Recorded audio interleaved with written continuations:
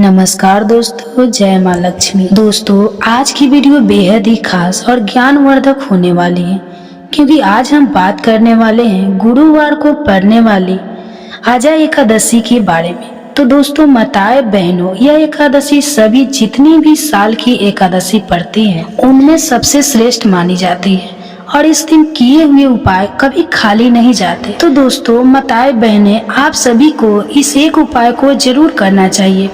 तो अगर आप हमारे चैनल वंदना काव्या की इस वीडियो को आप सच्चे हृदय से पूरा देख लेती हो और सच्चे हृदय से इस वीडियो के लाइक और कमेंट करते हैं तो और इस वीडियो को हर उस माता बहन तक भेजते हो जिसे इसकी जरूरत है, तो मान के चलिए आपका भाग्य बदलना आता है। आपकी भाग्य से सभी परेशानियां का आज नाश हो जाएगा। तो माता लक्ष्मी की सौगंध, आपकी मनोकामना पूरी ना हो जाए तो मुझे बताना। बस आप इस वीडियो को आपको पूरा ही देखना होगा, तभी आपको लाभ होगा। तो चलिए आपको हम बता देते हैं कि 29 अगस्त 2024 यानी गुरुवार के दिन पड़ रही है आजा एकादशी, और इस दिन आपको तुलसी के पौधे में यह एक चीज रख देना है।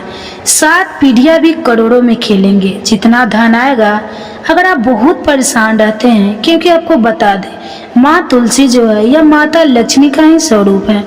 तो तुलसी से जुड़ा उपाय जब आप करते हैं तो धन संपदा की कभी आपके घर में कमी नहीं होती, आपके जीवन में कमी नहीं होती, और साथ ही साथ धन संपदा ऐसे बढ़ती है कि उसे आप संभाल नहीं पाते। तो हमारी लक्ष्मी की कृपा आपके घर पर हमेशा बरसती है।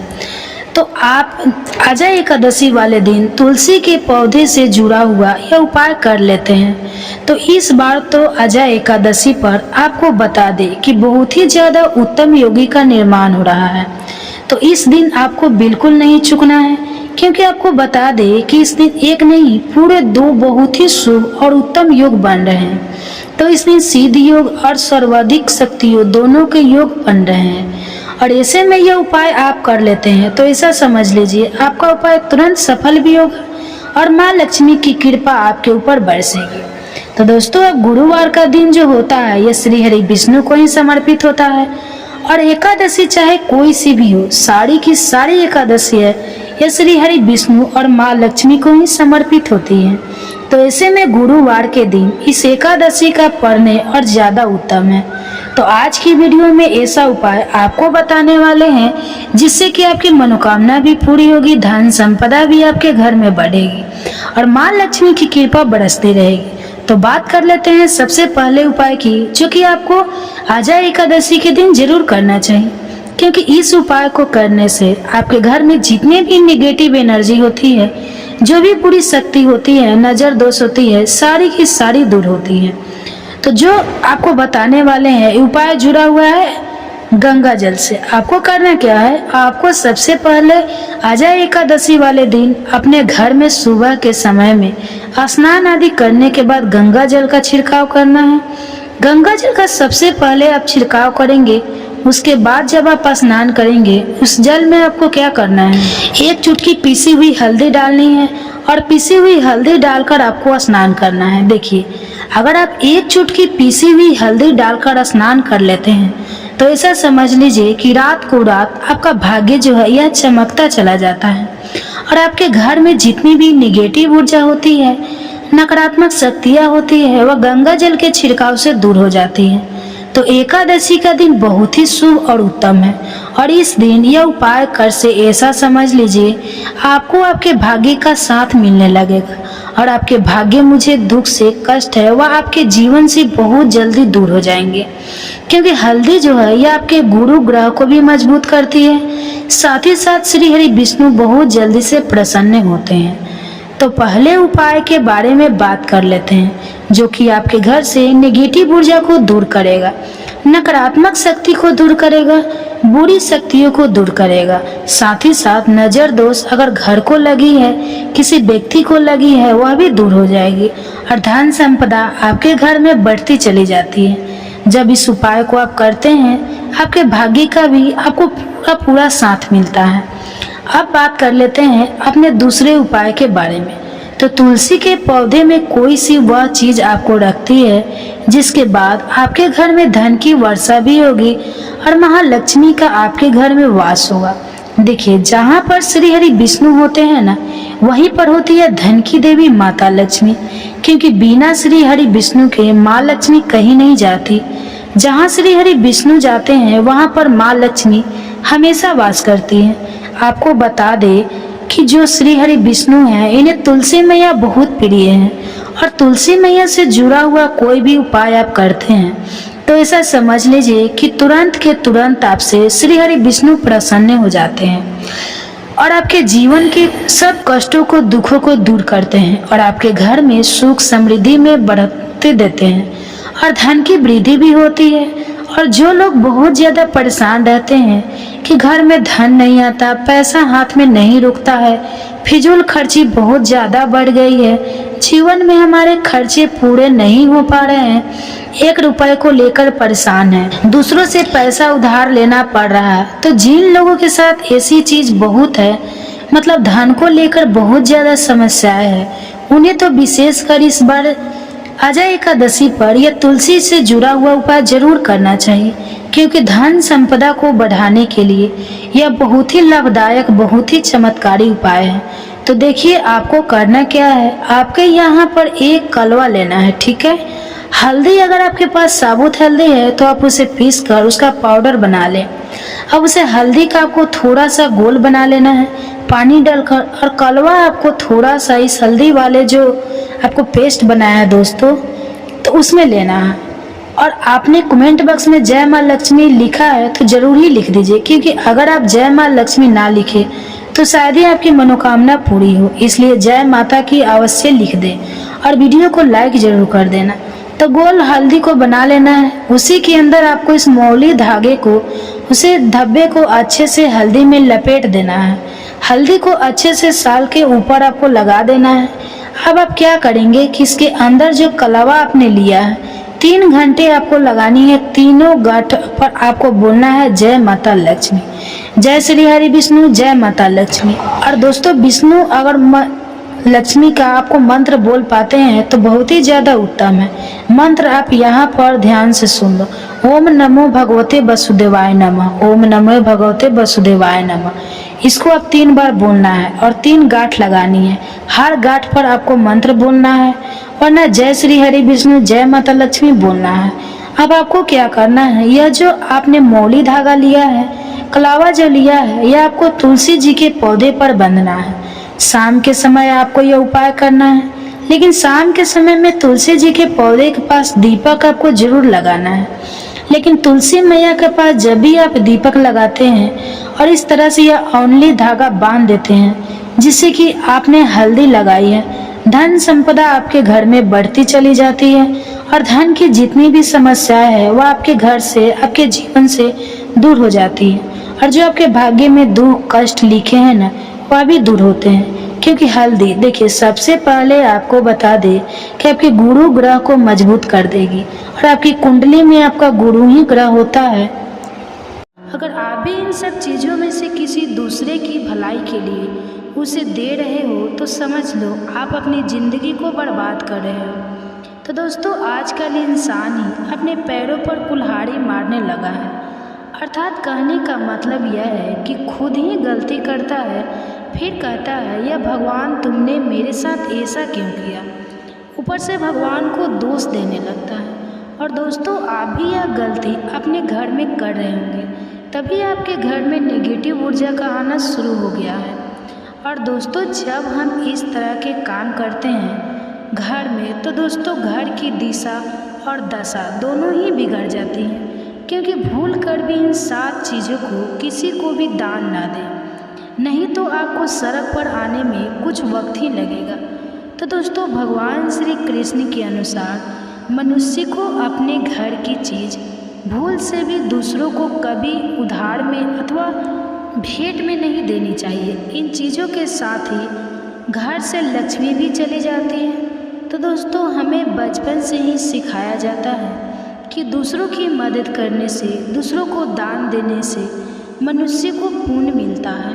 भगवान श्री कृष्ण के अनुसार जो मनुष्य अच्छे कर्म करते हैं उन्हें अच्छा फल मिलता है, परंतु कुछ चीज़ ऐसी होती है जो आपको भूल से भी दूसरों को नहीं देना चाहिए, क्योंकि यह चीज़ अगर आप दूसरे को देते हैं तो इन चीज़ों के साथ आपके घर की सुख समृद्धि भी चली जाती है, क्योंकि इन्हीं चीज़ों के साथ आपके घर की शांति सुख समृद्धि जुड़ी हुई होती है।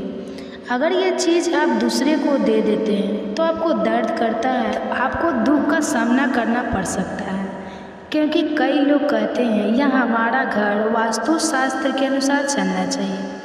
अगर जो व्यक्ति वास्तुशास्त्र के अनुसार नहीं चलता है तो उसके घर में बर्बादी के लक्षण दिखने लग जाते हैं। आपको बर्बाद नहीं होना है, आपके घर को बचाना है।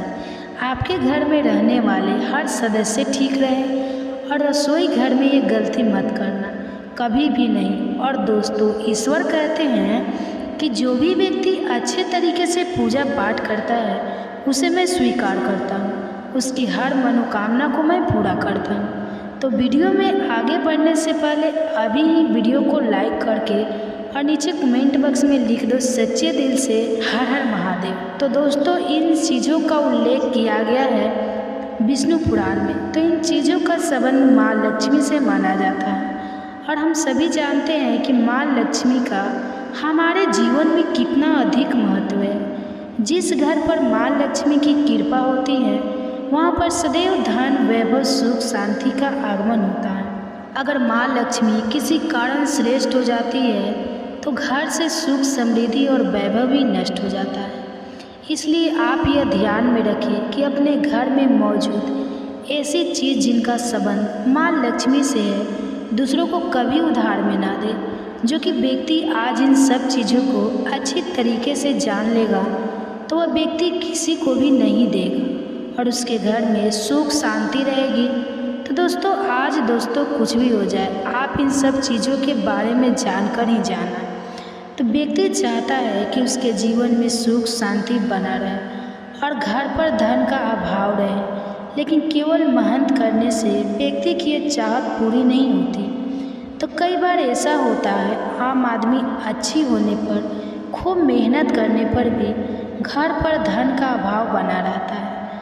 इसका कारण है जाने अनजाने में कुछ गलतियाँ। शास्त्रों में ऐसी कई नीतियों के बारे में बताया गया है जिसका पालन करने पर जीवन की कई समस्याएं दूर हो जाती हैं। तो दोस्तों, इतना ही नहीं, इन नीतियों का अनुसरण करने पर घर परिवार में सदैव खुशहाली बनी रहती है और माँ लक्ष्मी की कृपा से कभी पैसों की कमी नहीं रहेगी। तो दोस्तों, गरुड़ पुराण जो कि हिंदू धर्म का महत्वपूर्ण ग्रंथ माना जाता है, इसमें ऐसी कई बातों का उल्लेख मिलता है जो कि गरीबी और दरिद्रता का कारण बनती है। अगर आप इन कामों को करते हैं तो आज ही इसे छोड़ दें, वरना कई तरह की परेशानियां झेलनी पड़ सकती हैं। अब यहाँ पर कुछ दोस्त ऐसे भी होंगे जो हमारी बातों को हल्के में लेंगे क्योंकि उन्हें वास्तुशास्त्र का ज्ञान नहीं है।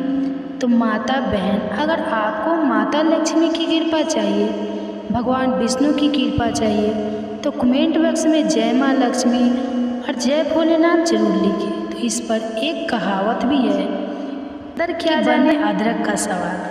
अर्थ यह है कि कोई भी व्यक्ति वास्तुशास्त्र के बारे में नहीं जानता है तो फिर इन उपायों में या वीडियो देखने वह विश्वास ही नहीं करता। इसलिए दोस्तों, सही सटीक 100% जानकारी के साथ में जानने के लिए इस वीडियो से जुड़ जाना। दोस्तों, वीडियो को आगे बढ़ने से पहले आपके पास अभी जितने भी काम हैं उन्हें साइड में रख दीजिए। ध्यानपूर्वक जो आपको बताया जा रहा है उसे देखिए और उसे सुनिए। दोस्तों, सबसे पहली चीज़ है, पत्नी के गहने 2 स्त्रियों के आभूषणों को माँ लक्ष्मी का प्रतीक माना जाता है। तो सुंदर आभूषणों से सुभूषित श्री माँ लक्ष्मी के प्रतिबिंब की तरह दिखाई देती है। इसलिए जब भी हम खाने खरीदने जाते हैं तो सबसे पहले माँ लक्ष्मी के सामने रखकर उनकी पूजा करते हैं और उसके बाद ही उन्हें पहनते हैं। तो घर की स्त्रियों को घर की लक्ष्मी माना जाता है, तो उनके गले में आभूषणों का होना सुख समृद्धि को दर्शाता है। इसलिए अपने पत्नी के गहने कभी किसी को उधार में ना दें और दान में ना दें। दूसरों को इस्तेमाल के लिए कभी नहीं देना चाहिए। खासकर सुहागिन महिलाएं अपना मंगलसूत्र, पायल और बिछिया कभी किसी अन्य महिला को इस्तेमाल के लिए ना दें। इससे घर की बरकत और भाग्य भी उन गहनों के साथ चला जाता है और माता लक्ष्मी अत्यंत रुष्ट हो जाती हैं। इसलिए अपने घर में सुख समृद्धि बनाए रखने के लिए इन गहनों को दूसरे को इस्तेमाल करने के लिए ना दें। तो दोस्तों, कई महिलाएं तो ऐसी भी होती है जो कि अपने गहने पहले पसंद नहीं आती है और दूसरी महिला के गहने की थैली और बनावट पसंद आती है, जिसके कारण महिलाएं अपने गहने पहनने के लिए एक दूसरे से बदलाव कर लेते हैं। परंतु दोस्तों, ऐसा करना मतलब है कि आप अपने घर से माँ लक्ष्मी जी को रुष्ट कर रही हो और घर से बाहर भेजने की तैयारी कर रहे हो, क्योंकि आभूषण या गहने माँ लक्ष्मी जी का प्रतीक होता है और आपके अपने गहने को आपको पहनना चाहिए। किसी को भी दूसरे के गहने नहीं पहनना चाहिए। दोस्तों, दूसरी चीज़ झाड़ू को जो सफाई के लिए काम आता है, हमारे घर से नकारात्मक ऊर्जा को दूर करता है, उसे माँ लक्ष्मी का प्रतीक माना जाता है। ऐसा माना जाता है कि झाड़ू में माँ लक्ष्मी का निवास होता है। इसलिए अपने घर की झाड़ू कभी किसी को उधार में या उपयोग के लिए ना दें। अगर झाड़ू खराब हुई है तो उसे किसी प्रभावित जल में बहा दें, लेकिन उसे किसी को उधार में ना दें या कचरे में ना फेंकें, क्योंकि अगर आपके घर की झाड़ू कोई दूसरा उपयोग करता है तो उसका असर आपके घर की सुख शांति पर पड़ता है। इसके साथ यह भी बात ध्यान में रखें कि दूसरों के घर की झाड़ू का अपने घर में कभी प्रयोग ना करें, क्योंकि ऐसा करने से उनके घर की नकारात्मकता ऊर्जा आपके घर में आ सकती है। तो दोस्तों, आपको हमेशा झाड़ू को छुपा कर रखना चाहिए। इसे ऐसी जगह रखें जिससे बाहर से आने वाले व्यक्ति की नज़र इस पर ना पड़े। यदि आप झाड़ू को खुली जगह पर रखते हैं तो घर में वास्तु दोष लगा रहता है। इसके साथ ही आपको टूटी हुई झाड़ू को भी घर से तुरंत बाहर निकाल देना चाहिए। लेकिन आपको इस बात का ध्यान भी रखना चाहिए कि कभी झाड़ू को बिस्तर के नीचे नहीं रखना चाहिए और इसे किचन में भी नहीं रखना चाहिए। इससे आपके परिवार के लोगों के बीच लड़ाई झगड़ा बढ़ सकते हैं। तो दोस्तों, आपको इस बात का ध्यान रखना चाहिए कि झाड़ू पर कभी पैर नहीं लगाना चाहिए। यदि आप झाड़ू को पैर लगाते हैं तो यह माता लक्ष्मी का अपमान करने के समान होता है। तो झाड़ू को पैर लगाने से घर में वास्तु दोष हो सकता है और आपको आर्थिक हानि भी हो सकती है। अगर आप घर में झाड़ू रखती है तो इसे रखने के सही वास्तु नियमों के बारे में ज़रूर जान लेना चाहिए, जिससे आपकी आर्थिक स्थिति अच्छी बनी रहे और घर में खुशहाली आए। कभी भी आपके घर के किसी भी व्यक्ति के घर से बाहर निकलते ही आपको झाड़ू का इस्तेमाल नहीं करना चाहिए। इससे बाहर जाने वाले व्यक्ति को अपने कार्यों में सफलता नहीं मिलती है। तो दोस्तों, यही नहीं, यदि आपके घर में नई बहू का आगमन हो या बेटियां घर से ससुराल जा रही है, तब भी आपकी तुरंत झाड़ू नहीं लगाना चाहिए। मान्यता है कि ऐसा करने से आपके घर की लक्ष्मी रुक सकती है और आपको धन हानि हो सकती है। तो दोस्तों, तीसरी चीज़, सूरज डूबने के पश्चात दूध, दही, चावल, नारियल ऐसी सफ़ेद चीज़ों का दान करना या दूसरे को उधार में देना, इसे बहुत गलत माना जाता है। ऐसा माना जाता है कि सफ़ेद चीज़ों से बुरी नज़र जल्दी लग जाती है। इसलिए सूर्य अस्त होने के पश्चात अपने घर की वस्तुएं दूसरे को नहीं देना चाहिए। इन चीज़ों को दान करने से आपके घर की सकारात्मक ऊर्जा कम हो सकती है। तो आज की वीडियो बेहद ही खास और ज्ञानवर्धक है। तो आज की वीडियो उन सुहागनों के लिए बनाई गई है जो पूजा पाठ तो करती हैं पर उन्हें पूजा का कोई फल नहीं मिलता।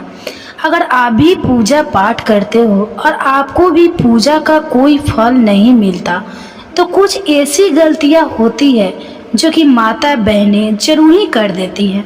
तो आज हम आपको उसी के बारे में बता देते हैं कि वह कौन सी गलतियां कर देती है जिससे कि हम पर भगवान की कृपा नहीं हो पाती है। तो किन कर्म से भगवान की कृपा हमें प्राप्त नहीं हो पाती है, यानी कि हरितालिका तीज व्रत में ऐसी गलतियां आप भूल कर भी ना करें। तो माताएं बहनों, आज की वीडियो बेहद ही खास और ज्ञानवर्धक होने वाली है। तो इसलिए आप अगर भगवान शिव के सच्चे भक्त हैं, माता पार्वती के सच्चे भक्त हैं, तो कमेंट बॉक्स में हर हर महादेव जरूर लिखिए, तो जिससे कि आपकी सभी इच्छाएं, मनोकामनाएं और भगवान शिव की कृपा आप पर और आपके परिवार पर सदा सर्वदा बनी रहे। तो दोस्तों, माता पार्वती की कृपा आप पर हो जाए और आपके घर में सुख, समृद्धि और धन दौलत और ऐश्वर्य की प्राप्ति हो। तो आज हम वह गलतियां आपको बताने जा रहे हैं जो कि आप हरितालिका तीज व्रत के दौरान भूल कर भी ना करें। अगर आप ऐसी गलतियां करते हो तो आपको पूजा का कोई फल नहीं मिलेगा। तो माताएं बहनें पर उससे पहले आपको यह जानना बेहद जरूरी है और ख़ास है कि हरितालिका तीज व्रत कितने तारीख को मनाया जाएगा। फिर हम जानेंगे वह कौन सी गलतियां हैं जो हर एक माता बहन पूजा पाठ करते समय यानी कि हरितालिका तीज व्रत के दौरान कर देती है, जिससे कि उन्हें कोई फल की प्राप्ति नहीं होती। इसलिए आप इस वीडियो को ध्यान से पूरा ही देखें और ध्यान पूर्वक सुने। तो चलिए जान लेते हैं सभी बातों को बारी बारी से। तो भगवान शिव और माता पार्वती को समर्पित हरितालिका तीज व्रत सुहागनों के लिए बहुत ही खास होता है। तो हिंदू धर्म की मान्यता अनुसार इस व्रत के प्रभाव से महिलाओं को अखंड सौभाग्य का आशीर्वाद मिलता है। जाने कब रखा जाएगा व्रत? तो हर साल भाद्रपद या भादो मास की शुक्ल पक्ष की तृतीया तिथि को हरितालिका तीज व्रत रखा जाता है। तो महिलाएं वैवाहिक जीवन में खुशहाली और अखंड सौभाग्य की प्राप्ति के लिए भगवान शिव और माता पार्वती की पूजा करती हैं। तो हरितालिका तीज व्रत मुख्य रूप से राजस्थान, मध्य प्रदेश, उत्तर प्रदेश, बिहार और झारखंड में रखा जाता है। तो दोस्तों, हरितालिका तीज को बड़ी तीज कहते हैं। इस तीज से पहले हरियाली और कजरी तीज मनाई जाती है। तो इस साल कब है हरितालिका तीज? इस साल हरितालिका तीज 6 सितंबर 2024 को मनाई जाएगी। तो तृतीया तिथि 5 सितंबर को दोपहर 12:02 से जो 6 सितंबर को दोपहर जो 3:01 तक रहेगी। तो पूजन के लिए समय सबसे शुभ है और तीज पूजन के लिए सुबह का समय सबसे शुभ माना गया है। अगर किसी कारणवश सुबह पूजा कर पाना संभव नहीं है तो प्रदोष काल में शिव पार्वती की पूजा कर सकते हैं। तो सूर्यास्त के बाद और रात्रि के आने से पहले का समय प्रदोष काल कहा जाता है। तो भगवान शिव और माता पार्वती की विधि विधान से पूजा की जाती है और हरितालिका तीज व्रत कथा को सुना जाता है। तो हरितालिका तीज व्रत का महत्व मान्यता है कि हरितालिका तीज करने से अखंड सौभाग्य की प्राप्ति होती है। इस दिन सुहाग ने निर्जला व्रत रखकर पति की लंबी आयु की कामना करती है। तो हरितालिका तीज व्रत 2024 शुभ मुहूर्त। हरितालिका तीज के पूजन का शुभ मुहूर्त जो है वो 6 सितंबर की सुबह जो 6:01 से सुबह जोर तक 8:32 तक रहेगा। पूजन की कुल अवधि जो है वो 2 घंटे में 31 मिनट की है। तो हिंदू धर्म में सिंदूर को सुहाग का प्रतीक माना जाता है। इसे पति की लंबी उम्र से जोड़कर देखा जाता है, इसलिए महिला इसे हर दिन अपनी मांग में सजाती है। और हरितालिका तीज पर महिलाओं को सिंदूर का अनादर भूल कर भी नहीं करना चाहिए। सिंदूर दान को इधर उधर रखने की बजाय संभाल कर रखना चाहिए। तो हरितालिका तीज पर अपने से बड़ी महिलाएं जैसे सास, ननद या फिर जेठानी आदि का अपमान नहीं करना चाहिए। रिश्ते में बड़ी इन महिलाओं से अखंड सौभाग्य का आशीर्वाद मिलता है, इसलिए तीज वाले दिन इनका दिल नहीं दुखाना चाहिए, वरना यह महिलाएं आपसे आप शब्द भी कह सकती हैं जो अशुभ माना जाएगा। तो हरितालिका तीज पर भी सुहागनों को काले कपड़े और काली चूड़ियां नहीं पहननी चाहिए। इस दिन लाल या पीला श्रृंगार शुभ माना जाता है। काला रंग अशुभ होने के साथ ही नेगेटिविटी का भी प्रतीक है। हरितालिका तीज पर महिलाओं को काले रंग के खासकर बचना चाहिए, वरना आपकी शादीशुदा जिंदगी में खटास आ सकती है। खुशहाल जिंदगी के नए लाल, पीले या रंग पहने। हरितालिका तीज का व्रत रखते समय किसी को भी गलत नहीं बोलना चाहिए और ना ही मन में किसी के लिए गलत ख्याल लाना चाहिए। इस दिन जितना हो सके दूसरों की मदद और उनकी भलाई करनी चाहिए। इस दिन पति की लंबी उम्र के लिए व्रत रखा जाता है, तो पति से किसी भी बात पर झगड़ना नहीं चाहिए और ना ही उसको गलत बोलना चाहिए। इस तरह के व्यवहार से दोनों का रिश्ता बेवजह खराब हो सकता है। तो हरितालिका तीज पर शिव पार्वती की पूजा करने से पहले उनके पुत्र और प्रथम पूज्य गणपति की पूजा सबसे पहले करना चाहिए। तो इनका पूजा करना नहीं भूलना चाहिए, वरना आपकी पूजा पूरी नहीं मानी जाएगी। पुत्र से पहले की गई पूजा को शिव पार्वती भी स्वीकार नहीं करते और प्रसन्न होने के बजाय नाराज हो सकते हैं। इस तरह से आपका व्रत अधूरा रह सकता है। क्रोध नहीं करते। इस दिन व्रत रखने वाली महिलाओं को क्रोध नहीं करना चाहिए, इसलिए महिलाएं हाथों में मेहंदी लगाती हैं ताकि उनका दिमाग ठंडा रहे। व्रत नहीं तोड़ा जाता। ऐसी मान्यता भी है कि इस दिन व्रत महिलाएं जिस भी तरह का भोजन या अन्य कोई पदार्थ ग्रहण कर लिया जाता है, तो अन्न की प्रकृति के अनुसार उसका अगला जन्म उस योनि में ही होता है। इसलिए व्रत को तोड़ा नहीं जाता है और तीज व्रत सबसे ही श्रेष्ठ और मंगलकारी व्रत माना जाता है। इसलिए आप इन दिन विशेष रूप से ध्यान रखें कि आप किसी भी चीज का सेवन ना करें। माताएं बहनों, अगर आपको फिर भी ललचा रही है तो आप एक काम कर सकते हैं। आप अपने पास में किसी भी ऐसी चीज को पास में ना रखें जिससे कि आपका मन विचलित हो और खाने का मन करे। इसलिए आप उन चीज़ों से तीज व्रत के दिन आप उन सभी चीज़ों को दूर रखें, तो यह आपके लिए बहुत ही शुभ और मंगलकारी माना जाएगा। तो दोस्तों, रात में सोना है माना। इस दिन महिलाओं को रात भर जागना जरूरी होता है, क्यों 8 प्रहर पूजा भी करना होती है। और यह भी मान्यता या अंधविश्वास है कि महिला सो जाती है उसे अजगर या मगरमच्छ की योनि प्राप्त होती है। तो इस दिन किसी भी माता बहन को गलती से भी नहीं सोना चाहिए, और क्योंकि यह बिल्कुल भी शुभ नहीं माना जाता।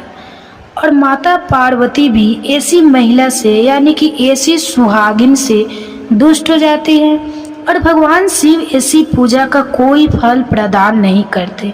इसलिए आप इन बातों का ज्ञान होना बेहद जरूरी है कि इस दिन आप नींद का एक छोटा सा हिस्सा भी बना लें, यानी कि आपको इस दिन भूल से भी नहीं सोना है। आपको इस बात को विशेष रूप से ध्यान रखना है, बल्कि पूजा भक्ति में ही पूरी रात आपको लगे रहना है। इस दिन आपकी आंख एक पल के भी लिए नहीं लगनी चाहिए। अगर आप इस व्रत को सच्चे दिल से कर रहे हैं तो आपकी नींद तो आपको बिल्कुल भी नहीं आने वाली है। इसलिए आपको बता दें, माताएं बहनें की जो भी महिला तीज का व्रत रखती है उसे इस दिन भूल से भी नहीं सोना चाहिए, क्योंकि यह बिल्कुल भी शुभ नहीं माना जाता।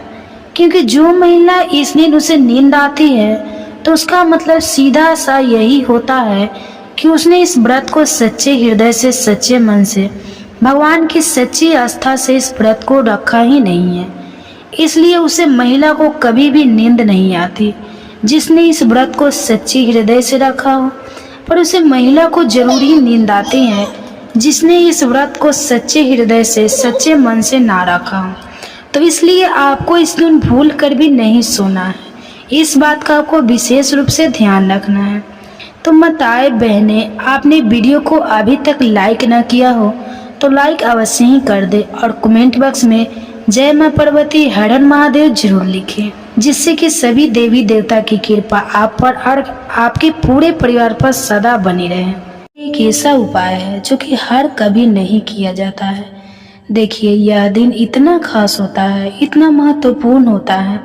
देखा गया है कभी कभी बड़े बड़े पूजा पाठ अनुष्ठान से जो मनोकामना पूर्ण नहीं होती है, वह एकादशी के दिन एक छोटे से उपाय करने से ही आपकी मनोकामना पूर्ण हो जाती है। और बहुत सारे लोगों ने इस उपाय को किया भी है और उनको इस उपाय को करने का फल भी जरूर मिला है। अगर आप लोग भी इस उपाय को अजय एकादशी के दिन करना चाहते हैं तो आप इस उपाय को पहले अच्छे से समझ लेना, सुन लेना, उसके बाद करना। आपको इस उपाय का फल जरूर मिलेगा। तो दोस्तों, हम आपको यहाँ पर बता दें कि यह जो एक दीपक वाले जो उपाय है, यह उपाय पंडित जी ने अपने अभी की महापुराण की ही कथा में बताया है। तो इस उपाय को करने से आपके घर में चाहे किसी भी तरह की दुख और समस्या चल रही है, तो उसको कारण भी आपको नहीं पता है कि यह समस्या किस कारण से चल रही है। उसका कुछ भी कारण हो सकता है, जैसे प्रेत दोष हो सकता है या किसी भी तरह का मंगल दोष भी हो सकता है, और भी बहुत तरह के दोष होते हैं, कुछ भी हो सकता है। पर आपको इस उपाय को करने के लिए अपने दोष को पता लगाने की भी जरूरत नहीं है।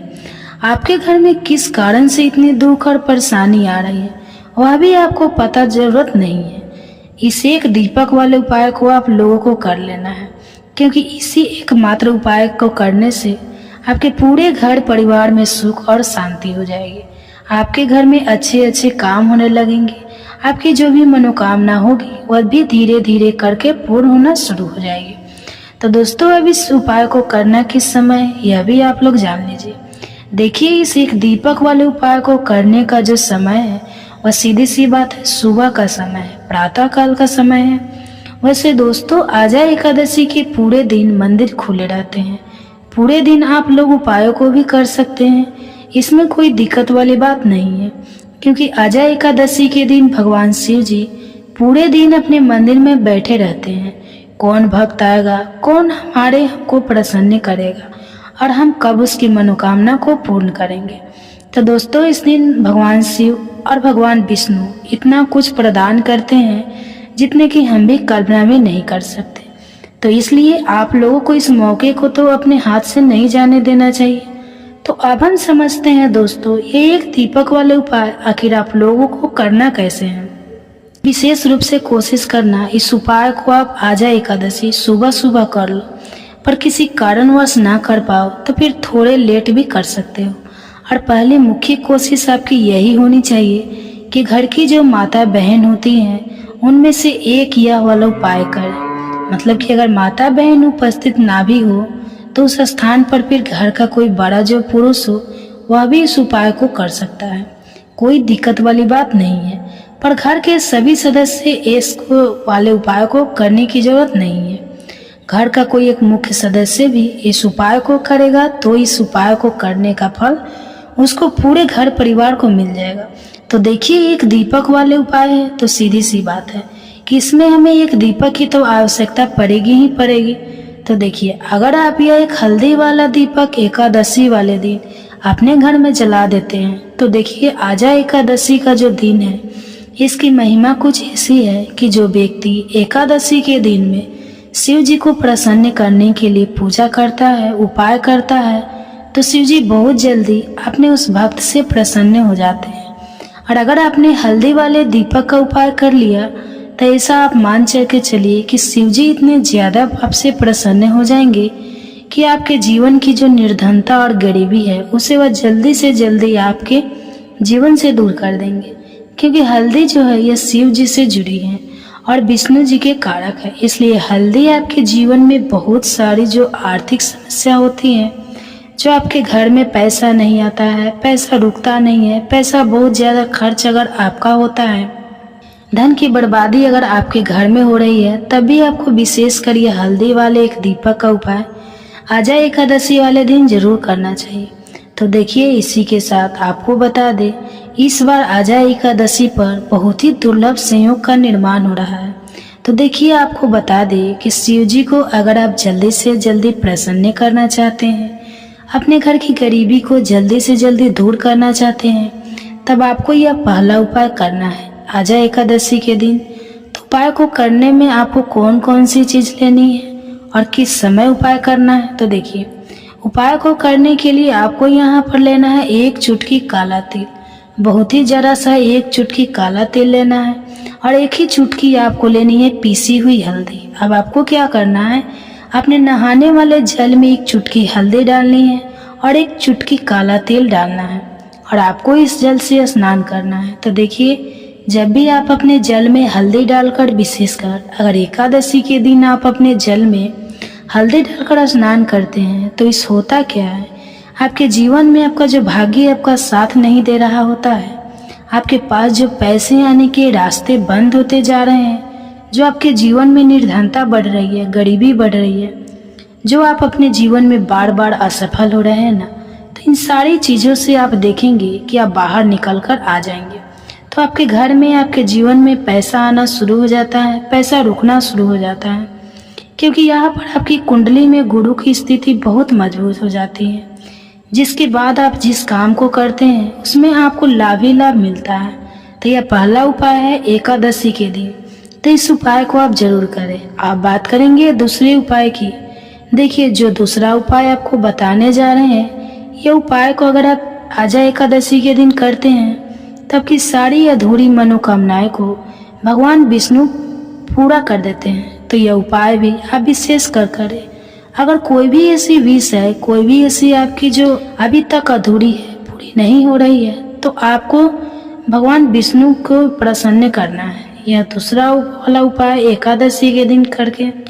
तो देखिए, यहाँ पर उपाय को करने के लिए आपको लेना है तुलसी की लकड़ी। देखिए, बहुत सारे लोगों के घर में तुलसी का पौधा सूख जाता है, और तुलसी की जो टहनियाँ होती है, तुलसी की टहनियों को आपको छोटा छोटा कर लेना है।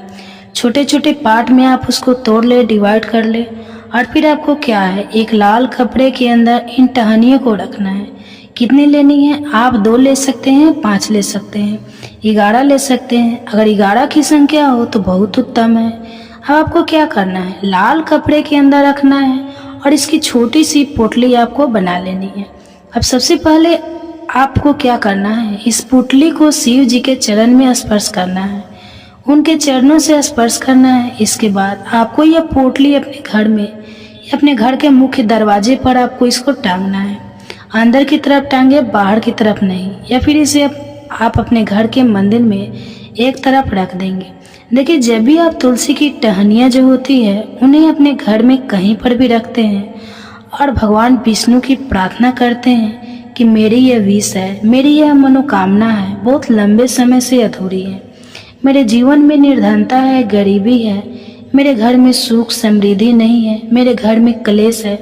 तो जिस तरह भी आपकी समस्या होती है, जो भी आपकी मनोकामना होती है, उसे शिव जी पूरा कर देते हैं और आपके जीवन को निर्धनता और गरीबी तो कोसों आपसे जीवन से दूर हो जाती है। जब भी आप तुलसी को लकड़ी का या छोटा सा उपाय कर लेते हैं, तो आजा एकादशी के दिन एक चीज आपको बिल्कुल ध्यान रखनी है कि तुलसी का पौधा अगर आपके घर में सूख गया है, तब आपको एकादशी के दिन उसके लकड़ियों को नहीं निकालना है, क्योंकि एकादशी के दिन तो तुलसी की पत्तियों को भी नहीं तोड़ा जाता। तो ये चीज़ विशेषकर आपको ध्यान रखनी है। तो पहले से ही आप तुलसी के पौधों की अगर आपके पास टहनियाँ हैं, तभी यह उपाय आप करें। दूसरी चीज़ कि उसके घर में तुलसी का पौधा हरा भरा है। बहुत सारे लोगों के पौधे सूख गए हैं चारों में, लेकिन बहुत सारे लोग बहुत अच्छे से रखते हैं, और किसी किसी के घर में तुलसी का पौधा कभी सूखता ही नहीं है। तो उन्हें क्या करना है, उन्हें तुलसी के 2 पत्ते लेने हैं, तुलसी के 2 पत्ते लेने हैं, और आपको जब भी आप भगवान विष्णु को लगाते हैं, भोग लगाते हैं, वैसे आप लगाते ही हैं हर बार अपने घर में तुलसी के पौधे पत्तों के साथ। लेकिन एकादशी के दिन विशेषकर आपको तुलसी के 2 पत्ते भगवान विष्णु को उनके भोग में अर्पित करने हैं। जो भी आप उन्हें भोग लगाते हैं, जिस चीज़ का भी, उसके साथ आप तुलसी के 2 पत्ते जरूर भगवान विष्णु को अर्पित करने हैं। एक चीज़ ध्यान रहे, भूल कर भी आपको इस दिन चावल नहीं खाना चाहिए। चावल का भोग भूलकर भी आपको किसी भी देवी देवता को नहीं लगाना है, क्योंकि चावल खाना इस दिन महापाप होता है, जिसका बहुत ही बड़ा और विशेष महत्व होता है। और ऐसा दिन पूरे साल में सिर्फ एक ही बार आता है। और दोस्तों, आप सभी लोग जानते हो, बुधवार का अगर सबसे बड़ा कोई उपाय है तो वह 5 हरे मूंग के दाने वाला उपाय है। तो दोस्तों, इस मंगलवार के दिन आप लोगों को इस 5 हरे मूंग वाले उपाय को जरूर करना है। बहुत सारे लोग होंगे जिन लोगों ने इस उपाय को ना किया हो, मतलब पूरा साल निकल गया, उन्होंने किसी भी दिन कभी भी इस हरे मूंग वाले उपाय को ना किया हो। पर दोस्तों, आपके पास एक आखिरी मौका बचा हुआ है, जो कि 28 अगस्त के दिन है। तो इस दिन आप लोगों को इस वाले उपाय को जरूर कर लेना है। भले ही अपने पूरे साल भर इस उपाय को ना किया हो, पर अगर आपने इस भाद्रपद महीने के बुधवार के दिन अगर इस वाले उपाय को कर लिया, तो आपको इस उपाय को करने का वह फल मिलेगा जिसकी आपने कभी कल्पना भी नहीं की होगी। तो इसलिए आप लोग इस वाले उपाय को एक बार जरूर कर लेना, ताकि आप लोगों के हाथ से यह मौका ना जा सके और आपको इस उपाय को करने का फल मिल सके। तो दोस्तों, ये उपाय पंडित जी ने अपनी अभी की ही शिव महापुराण की कथा में बताया है, जिस उपाय को आज हम आपको बहुत अच्छे से समझाने वाले हैं। तो इस वीडियो को देखने के बाद इस उपाय को समझने के लिए आपको कोई और वीडियो को देखने की ज़रूरत नहीं पड़ेगी। तो चलिए दोस्तों, उपाय को शुरू करते हैं। देखिए, यह इस भाद्रपद महीने के बुधवार के दिन, यह दिन इतना खास होता है, इतना महत्वपूर्ण होता है। देखा गया है कभी कभी बड़े बड़े पूजा पाठ अनुष्ठान से जो मनोकामना पूर्ण नहीं होती हैं, और भाद्रपद महीने के एक दिन एक छोटे से उपाय करने से ही आपकी मनोकामना पूर्ण हो जाती है। और बहुत सारे लोगों ने तो इस उपाय को किया भी है और उनको इस उपाय को करने का फल भी जरूर मिला है। अगर आप लोग भी इस उपाय को करना चाहते हैं तो आप इस उपाय को पहले अच्छे से समझ लेना, सुन लेना, उसके बाद करना। आपको इस उपाय का फल जरूर मिलेगा। और इस उपाय को कर लेने से आपके घर में चाहे किसी भी प्रकार की दुख और समस्या चल रही है, आपको उसका कारण भी नहीं पता है कि यह समस्या किस कारण से चल रही है। उसका कुछ भी कारण हो सकता है, जैसे प्रेत दोष हो सकता है या किसी भी तरह का मंगल दोष भी हो सकता है। तो इस दिन आप लोगों को यह वाला उपाय कर लेना है। ये एक ऐसा उपाय है जिस उपाय को अगर किसी विशेष दिन पर किया जाए तो उस विशेष दिन का जो है वह हमें फल मिलता है। पर हमने उस दिन पर इस 5 हरे मूंग के दाने वाले उपाय को किया है तो हमें उससे भी बड़ा फल मिलता है, और फल बहुत जल्दी मिलता है, क्योंकि आप इस उपाय को बहुत ही बड़े और विशेष दिन पर कर रहे हो। तो चलिए अब उपाय के बारे में बात करते हैं, लेकिन उससे पहले आप लोगों को यह जानना आवश्यक है कि आखिर यह उपाय किस समय करना है, किसको करना है और कैसे करना है। तो चलिए हम आगे आपको वीडियो में एक एक करके बता देते हैं। लेकिन उससे पहले अगर आप लोग हमारे चैनल पर नए हैं तो हमारे चैनल को सब्सक्राइब कर लेना और इस वीडियो को लाइक करके कमेंट बॉक्स में श्री शिवाय नमस्तुभ्यम जरूर लिखना। तो दोस्तों, इस 5 मूंग के दाने वाले उपाय को हमें इस बुधवार के दिन कैसे करना है, किसको करना है, किस समय करना है और कहाँ पर करना है, ये सारे सवालों के जवाब आपको इस वीडियो में मिल जाएंगे। और जो ये वीडियो देखेगा उसके 5 हरे मूंग वाला उपाय जरूर करना चाहिए, क्योंकि इस दिन हरे रंग मूंग के दाने का भी बहुत ही बड़ा और विशेष महत्व होता है। और जब बात आ जाए 5 हरे मूंग के दाने की, तो ये सोने पर सुहागा वाली बात हो जाती है और ये एक बहुत ही बड़ा उपाय हो जाता है। तो इस 10वीं वाले दिन दोस्तों, इस 5 हरे मूंग के दाने वाले उपाय को आखिर करना किसको है, सबसे पहले हम लोग वह बात जान लेते हैं। तो देखो, घर की जो बड़ी माताएं बहनें होती हैं, उन माताओं बहनें में से कोई भी एक बड़ी माता बहन इस वाले उपाय को कर सकती है। और दोस्तों, अगर आप चाहें तो अपने घर में से सभी सदस्यों को भी इस उपाय को करवा सकते हैं। अगर किसी व्यक्ति की खुद की कोई मनोकामना है, खुद की कोई दुख और परेशानी है जो कि वह अपने लिए ही करना चाहता है, तो इस वाले उपाय को तो वह खुद अपने लिए भी कर सकता है। बाकी अगर कोई घर में से ऐसा है जो कि अपने पूरे परिवार की सुख और शांति के लिए यह वाला उपाय करना चाहता है, तो भाई वह भी कर सकता है, उसमें कोई दिक्कत वाली बात नहीं है। कहने का मतलब यह है कि यह उपाय को हर एक सदस्य भी कर सकता है और पूरे घर परिवार के सदस्य के लिए घर की बड़ी माताएं बहनें में से कोई एक माता बहन भी कर सकती है। माताएं बहनें अगर घर में उपस्थित ना हो या वह यह वाला उपाय ना कर पा रही हो, तो फिर घर का कोई बड़ा सदस्य भी इस 5 हरे मूंग के दाने वाला उपाय को कर सकता है, चाहे फिर वह पुरुष ही क्यों ना हो, उसमें कोई भी दिक्कत वाली बात नहीं है। अब दोस्तों, इस मूंग के दाने वाले उपाय को हमें करना कहाँ पर है? देखो, हमें शिवलिंग के पास में जाकर करना है।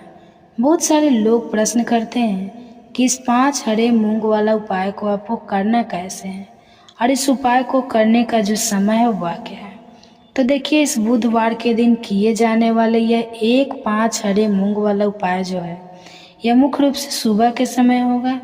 सुबह के समय होगा, आपको कोशिश यही करनी है कि सुबह के समय करें। हम इस 5 हरे मूंग वाला उपाय को कर लें, पर किसी कारणवश अगर आप सुबह इस उपाय को ना कर पाओ, आपको कहीं काम से जाना हो या किसी और काम की वजह से अगर आप उपाय को ना कर पाओ, तो आपके पास फिर दूसरा मौका रहेगा जो कि शाम के समय का रहेगा, प्रदोष काल का रहेगा। अब ये प्रदोष काल का समय बहुत ही लोगों के मन में प्रश्न बन जाता है कि यह समय होता कब है, कितने बजे से लेकर कितने बजे यह समय होता है, ताकि हमें उपाय के लिए जो है करने का समय पता लग जाए।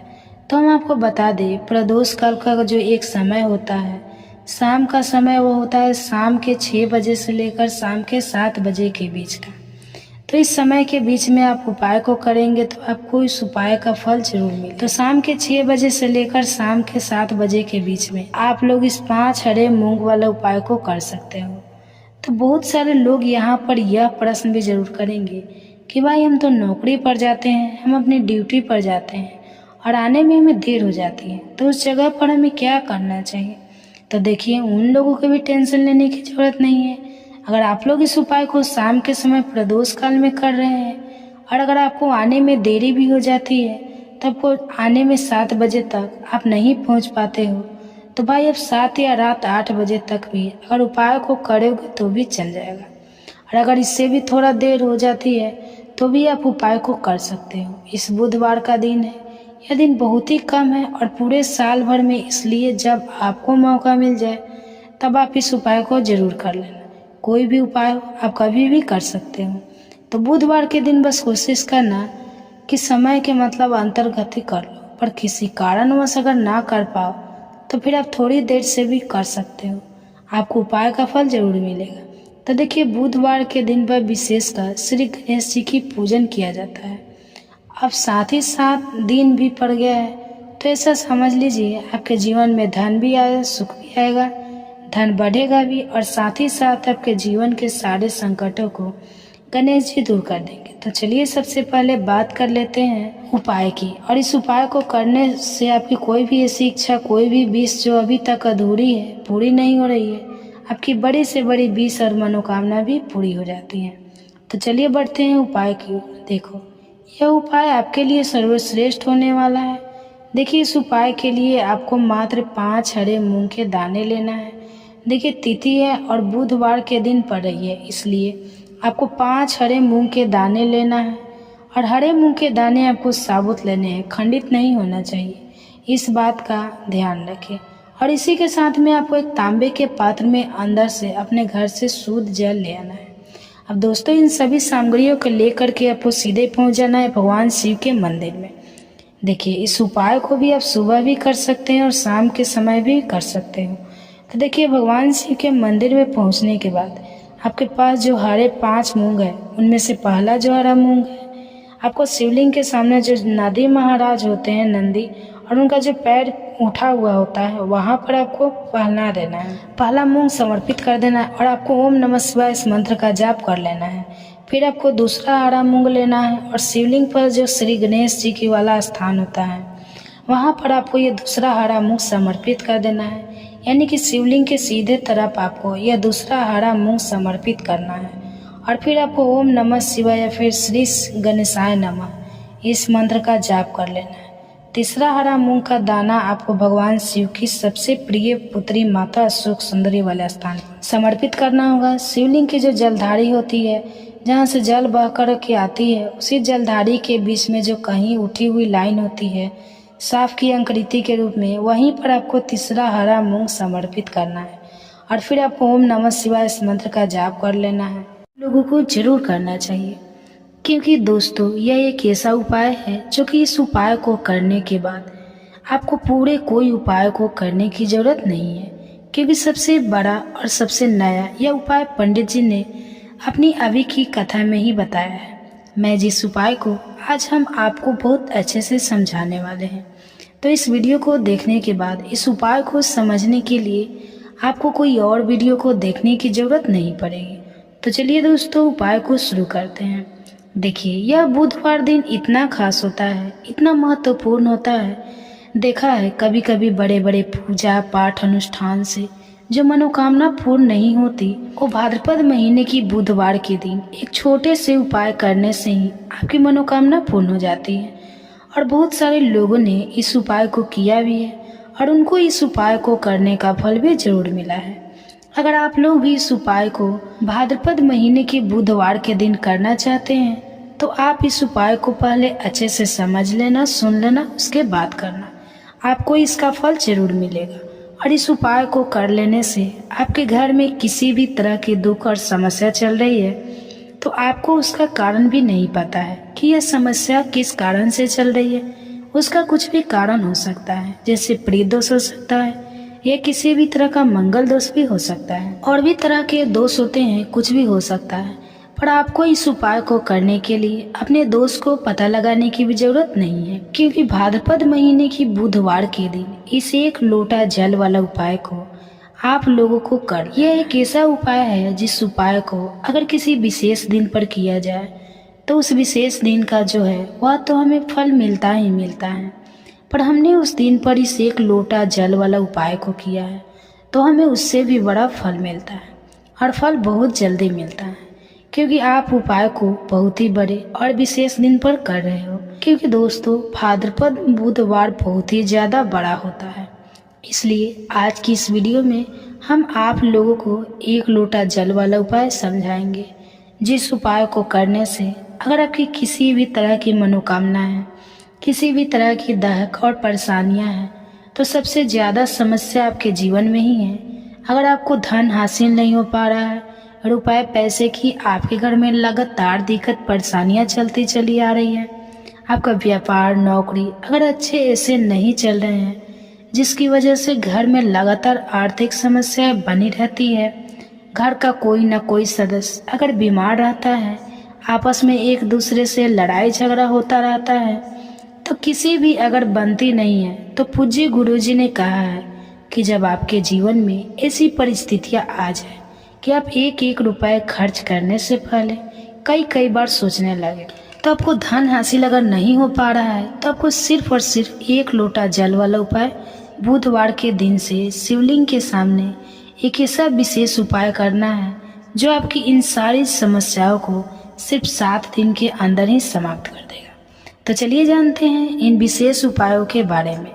लेकिन उससे पहले जो भी मेरे भाई मेरी प्यारी बहनें आज चैनल पर पहली बार आए हैं या मेरी आवाज़ आज पहली बार सुन रहे हैं, अगर आप भी महादेव के सच्चे भक्त हैं तो वीडियो को लाइक और चैनल को सब्सक्राइब जरूर कर लें।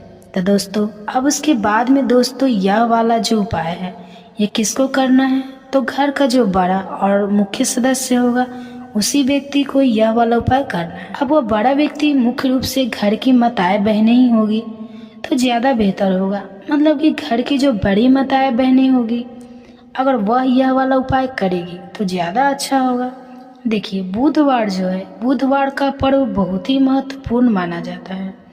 यह पर्व हर साल भाद्रपद माह के शुक्ल पक्ष की पंचमी तिथि के दिन मनाया जाता है, और इस दिन अगर आप ये एक छोटा सा उपाय कर लेते हैं तो हमने आपको बताया है वीडियो में, तो ऐसा मान लीजिए आपके जन्मों जन्मों की गरीबी दूर हो जाएगी और हमेशा आपके घर में धन जो है, पैसा जो है यह बढ़ता चला जाएगा।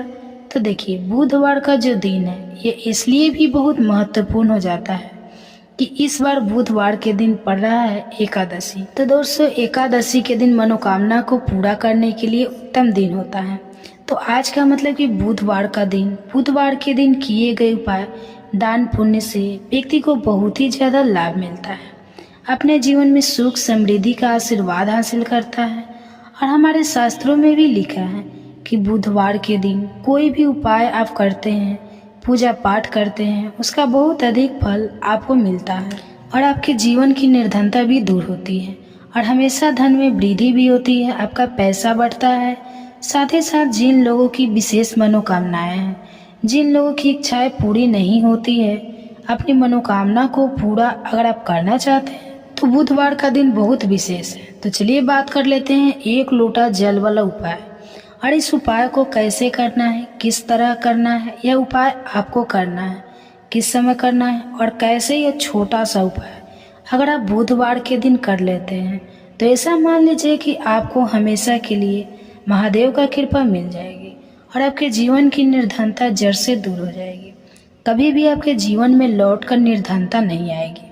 तो देखिए बुधवार पर गंगा की उपासना के साथ साथ आपको भगवान शिव की उपासना जरूर करनी है, क्योंकि आपको बता दें कि भगवान शिव की जटाओं से ही गंगा निरंतर प्रभावित होती रहती है और महादेव को प्रसन्न अगर आपने कर लिया तो ऐसा मान लीजिए कि आपके जीवन के दुख और कष्ट जो है वह आपको छू भी नहीं पाते हैं। क्योंकि जिस व्यक्ति को महादेव का आशीर्वाद मिल जाता है, अपने भक्ति की मनोकामना को पूरा करते हैं, तो उसके जीवन में सुख तो भर ही देते हैं। उसके जीवन में जितने भी दुख और कष्ट हैं ना, वह भाग जाता है, क्योंकि साक्षात काल भी आकर उस व्यक्ति को कुछ बिगाड़ नहीं पाता है। जिस व्यक्ति के साथ महादेव होते हैं, तो महादेव की पूजा अर्चना आपको इस दिन कैसे करनी है। एक लोटा जल लेना है, उसके अंदर अगर आपके पास बेलपत्र है तो 5 बेलपत्र आप डालें और महादेव के शिवलिंग पर यह जल आपको जरूर अर्पित करना चाहिए। और थोड़ा सा गंगा जल भी इसमें डाल लें। थोड़ा सा गंगा जल और अपने घर का शुद्ध जल और 5 बेलपत्र, हमेशा आप देखेंगे कि निरंतर आपके धन में वृद्धि होगी।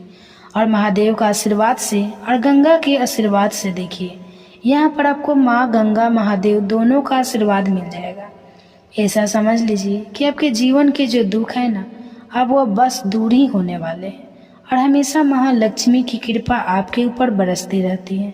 साथ ही साथ इस दिन एक बहुत ही छोटा सा उपाय आपको जरूर करना है कि अपने घर के मुख्य द्वार पर आपको 2 दीपक जरूर लगाने हैं।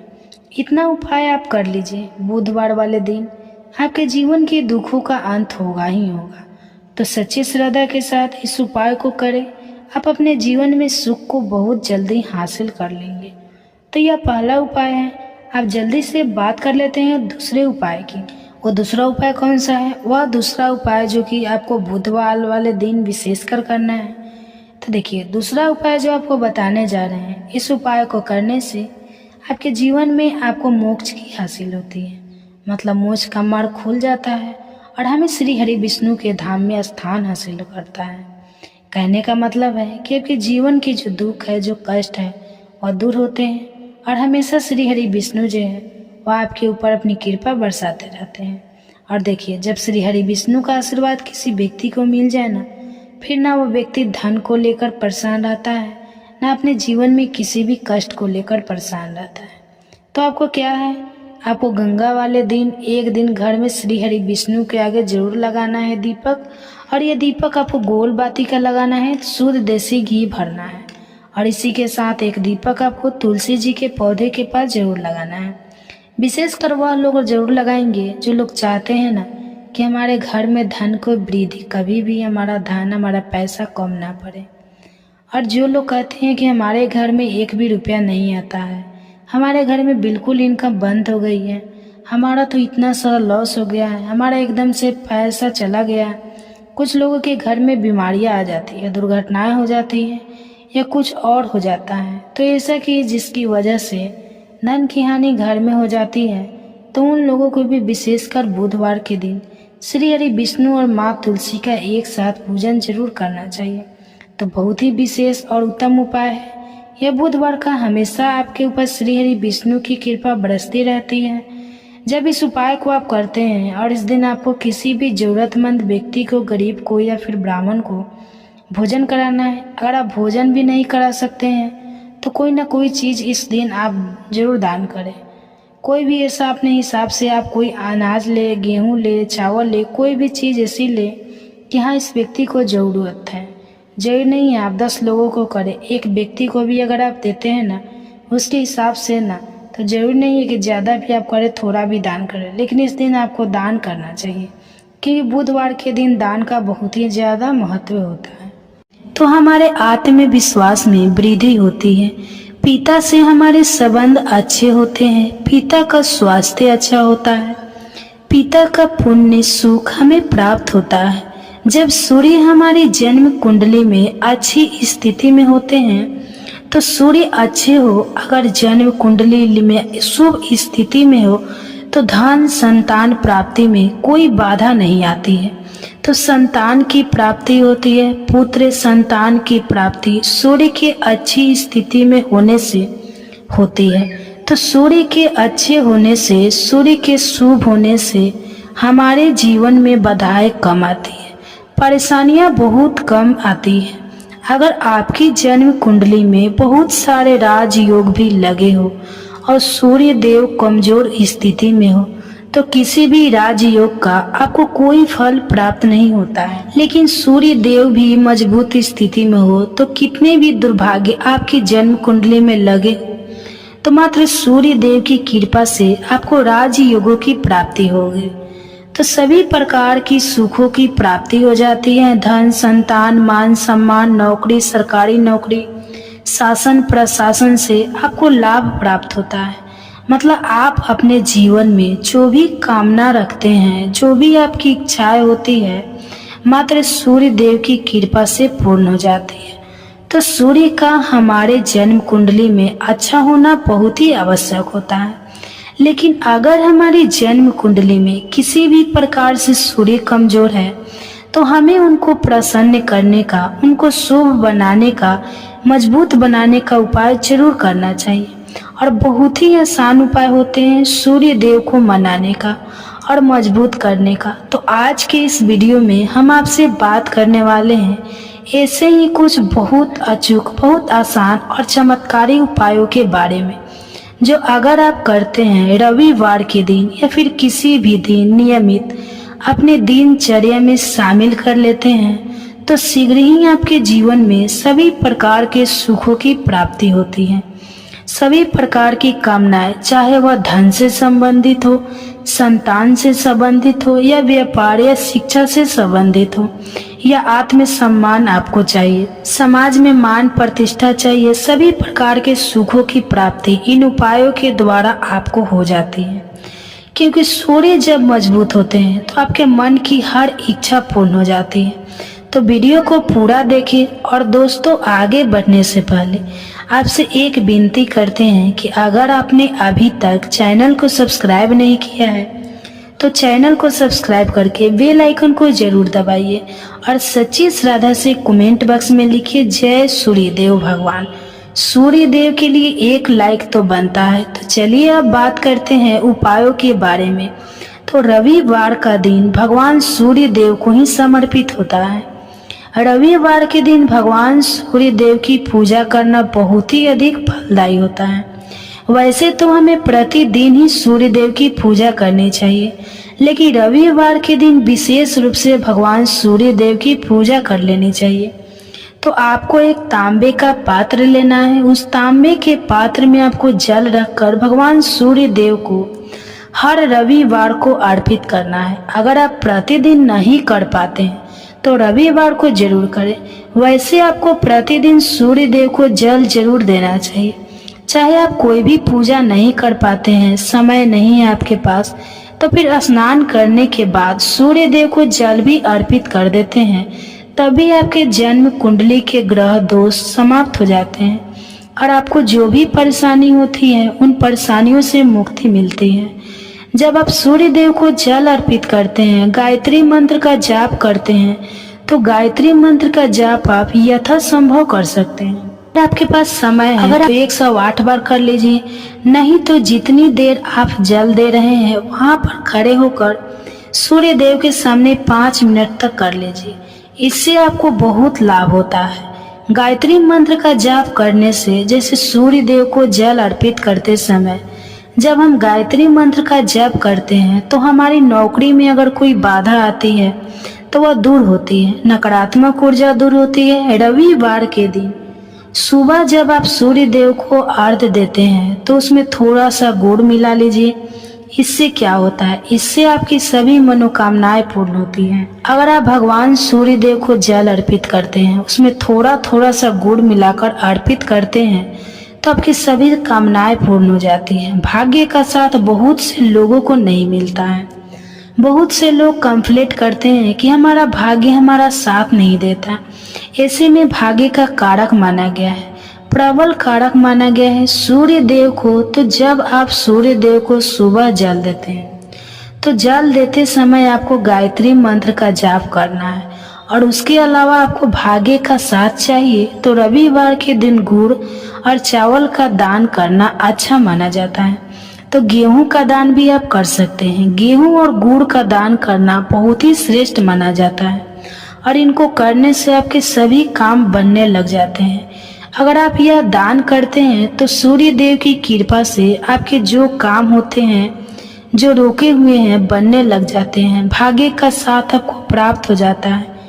यदि अगर आपके आत्मविश्वास में कमी आ गई है, कोई कर्म में कमी आ गई है और आत्मविश्वास आपका कमजोर होता जा रहा है, तो ऐसे में आपको चाहिए कि रविवार के दिन अपने माथे पर लाल चंदन का तिलक लगाएं। लाल चंदन जल में डालकर भगवान सूर्य देव को अर्घ्य दे दीजिए और अपने माथे पर भी आपको लाल चंदन का तिलक लगाना है। जब आप जल देते हैं भगवान सूर्य देव को, तब आप उसमें लाल चंदन डालेंगे। जब सूर्य देव को जल अर्पित करते हैं तो उसके बाद उस तांबे के पात्र में थोड़ा सा जो लाल चंदन है वह किनारे पर लगा होता है। जब हम कोई भी वस्तु डालकर अर्पित करते हैं तो किनारे पर थोड़ा सा लग ही जाता है। तो उस पात्र से ही अनामिका उंगली में आपको लाल चंदन लेना है और इसे अपने मस्तक पर लगाना है। अगर आप यह प्रतिदिन करते हैं तो निश्चित बहुत शीघ्र ही आपके आकर्षण में वृद्धि होती है। आपके सभी काम बनने लग जाते हैं। आप अगर व्यापार करते हैं तो आप जिनसे भी डीलिंग करते हैं, जिनसे भी आपका व्यापार है, जिनसे भी आपका व्यापारिक रिश्ता है, बहुत मजबूत स्थिति में होता है। आपके मान सम्मान के साथ आपके आत्मविश्वास में भी वृद्धि होती है। भगवान सूर्य देव की कृपा पाना चाहते हैं तो लाल मसूर की दाल किसी ब्राह्मण को रविवार के दिन दान दीजिए। अगर आप किसी ब्राह्मण को लाल मसूर की दाल दान करते हैं तो इससे आपके जन्म कुंडली के ग्रह दोष दूर होते हैं। यह आप 7 रविवार कर लीजिए। जैसे कि आप दान करते हैं, अब जैसे इस रविवार से आपने शुरू किया तो 7 रविवार लगातार कर देंगे तो आपको बहुत ही शीघ्र लाभ हो जाता है। ग्रह दोषों से मुक्ति मिल जाती है। तो रविवार के दिन गुड़ खाकर किसी काम पर निकलना चाहिए।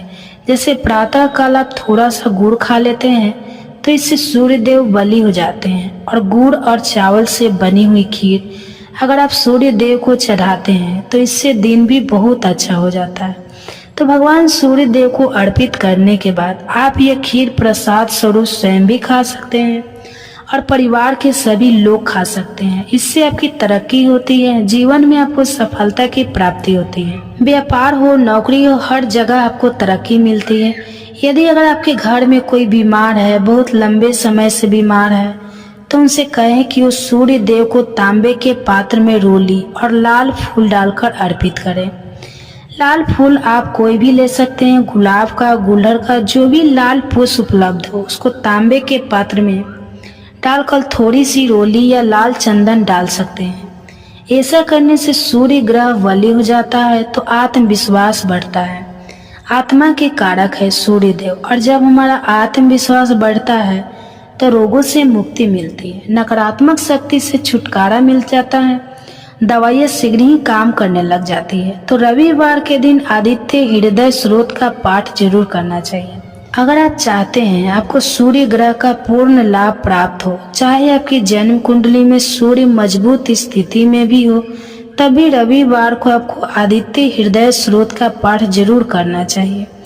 आदित्य हृदय स्रोत का पाठ अगर आप 3 बार करते हैं प्रतिदिन, या फिर 3 बार रविवार को भी कर लेते हैं, तो इससे भी आपके जीवन की परेशानियां दूर होती है। आपके मन में कोई भी कामना हो, जैसे हमने शुरू में ही कहा, गुण चाहिए, संतान चाहिए, मान सम्मान चाहिए, आत्मविश्वास चाहिए, शिक्षा में सफलता चाहिए, नौकरी में सफलता चाहिए, सरकारी नौकरी चाहिए, जीवन में आपकी कोई भी समस्या हो, उस समस्या से मुक्ति पाने के लिए आपका आत्मविश्वास बल होना चाहिए, आवश्यक होता है। अगर आपके अंदर आत्मविश्वास होगा तो आप किसी भी समस्या से मुक्ति पा लेंगे।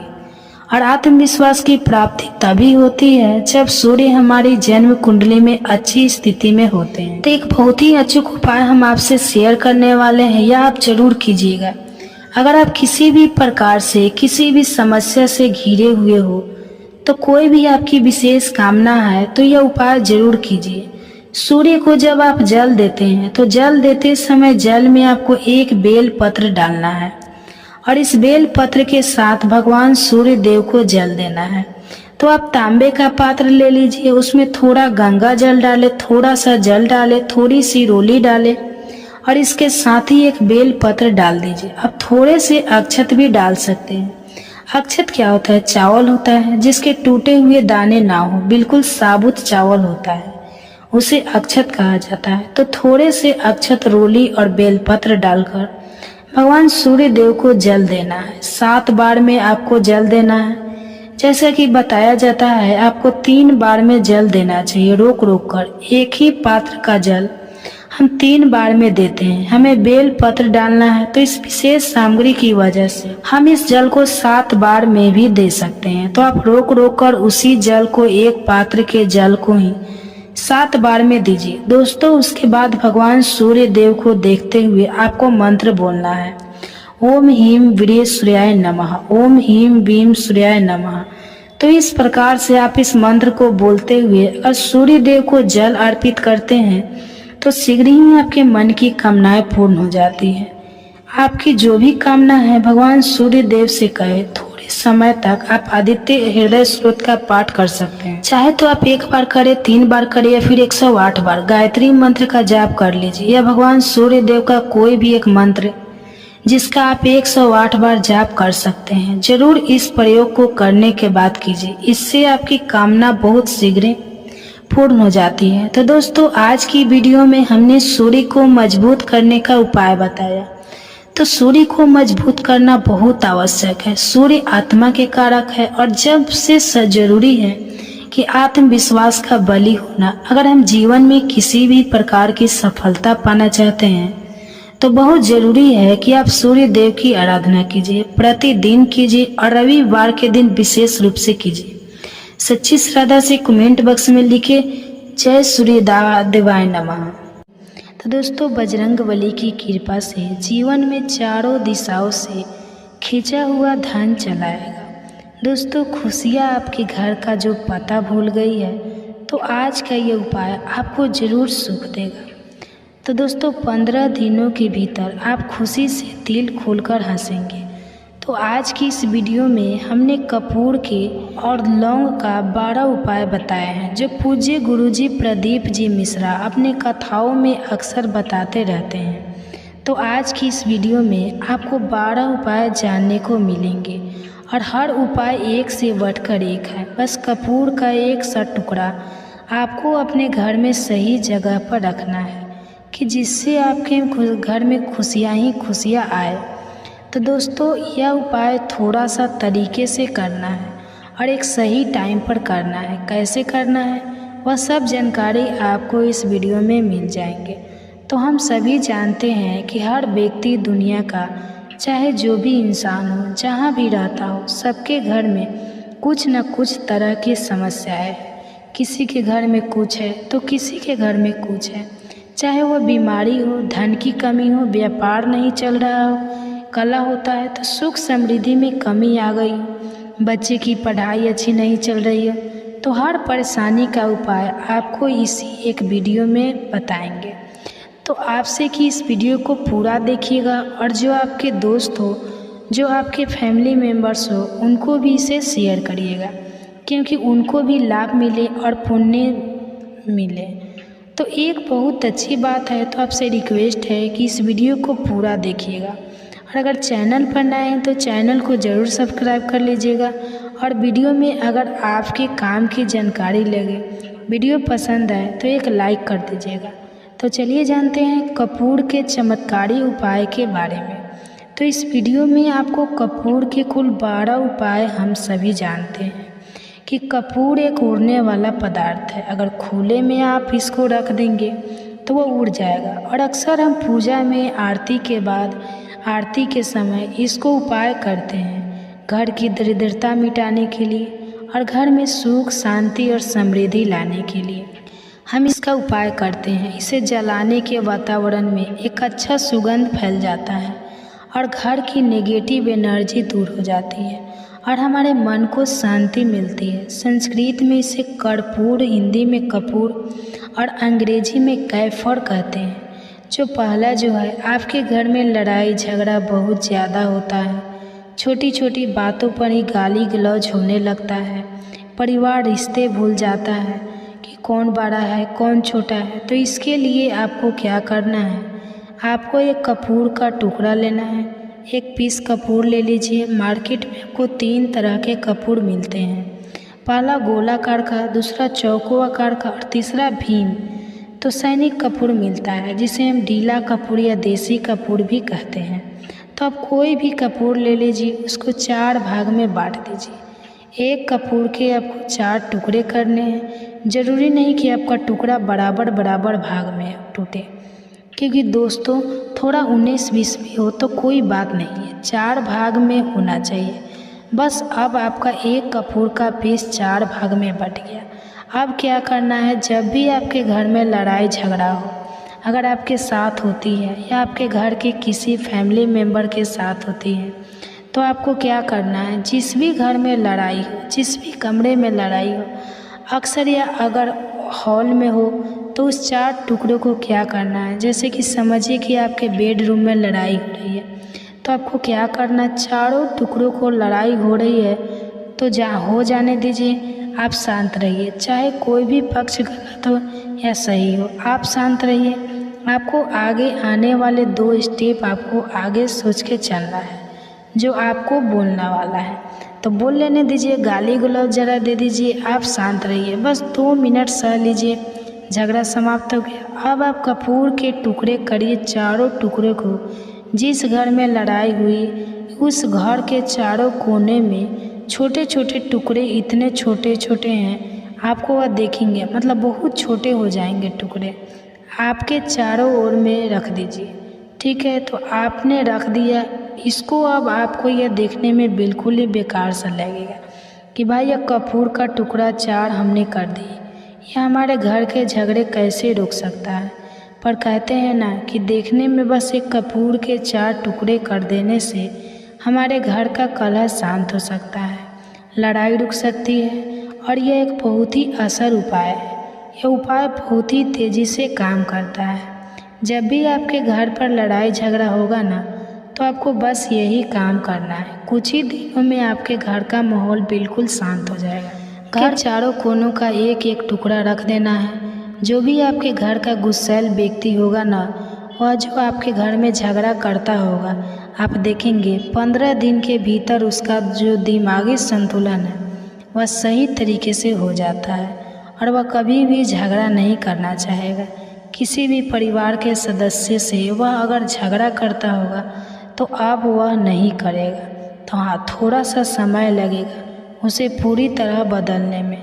तो आप इस उपाय को करके देखिए, आपके घर का माहौल शांत हो जाएगा। अब दूसरा जो उपाय है आपका दुकान है, पर आपकी दुकान पर ग्राहक अब कम होते जा रहे हैं, आपके काम में तरक्की नहीं हो रही है, या आप नौकरी करते हैं, आपकी नौकरी में तरक्की नहीं हो रही है, या आपको नौकरी की खोज है, नौकरी चाहे प्राइवेट हो या सरकारी हो, नौकरी होती है तो नौकरी ही है, उससे हमारे घर का खर्चा चलता है, काम धंधा हो या नौकरी हो, उसके लिए यह उपाय आपका बहुत काम करता है। घर में अगर सुख शांति समृद्धि की अपनी कमी हो गई हो, आपके घर में पैसे रुपए नहीं बचते हैं, आमदनी या ठनी और आपको 2-4 रुपया ज़्यादा ही हो जाता है, तो आपको क्या करना है, आपको करना है एक कांच का कटोरी ले लीजिए।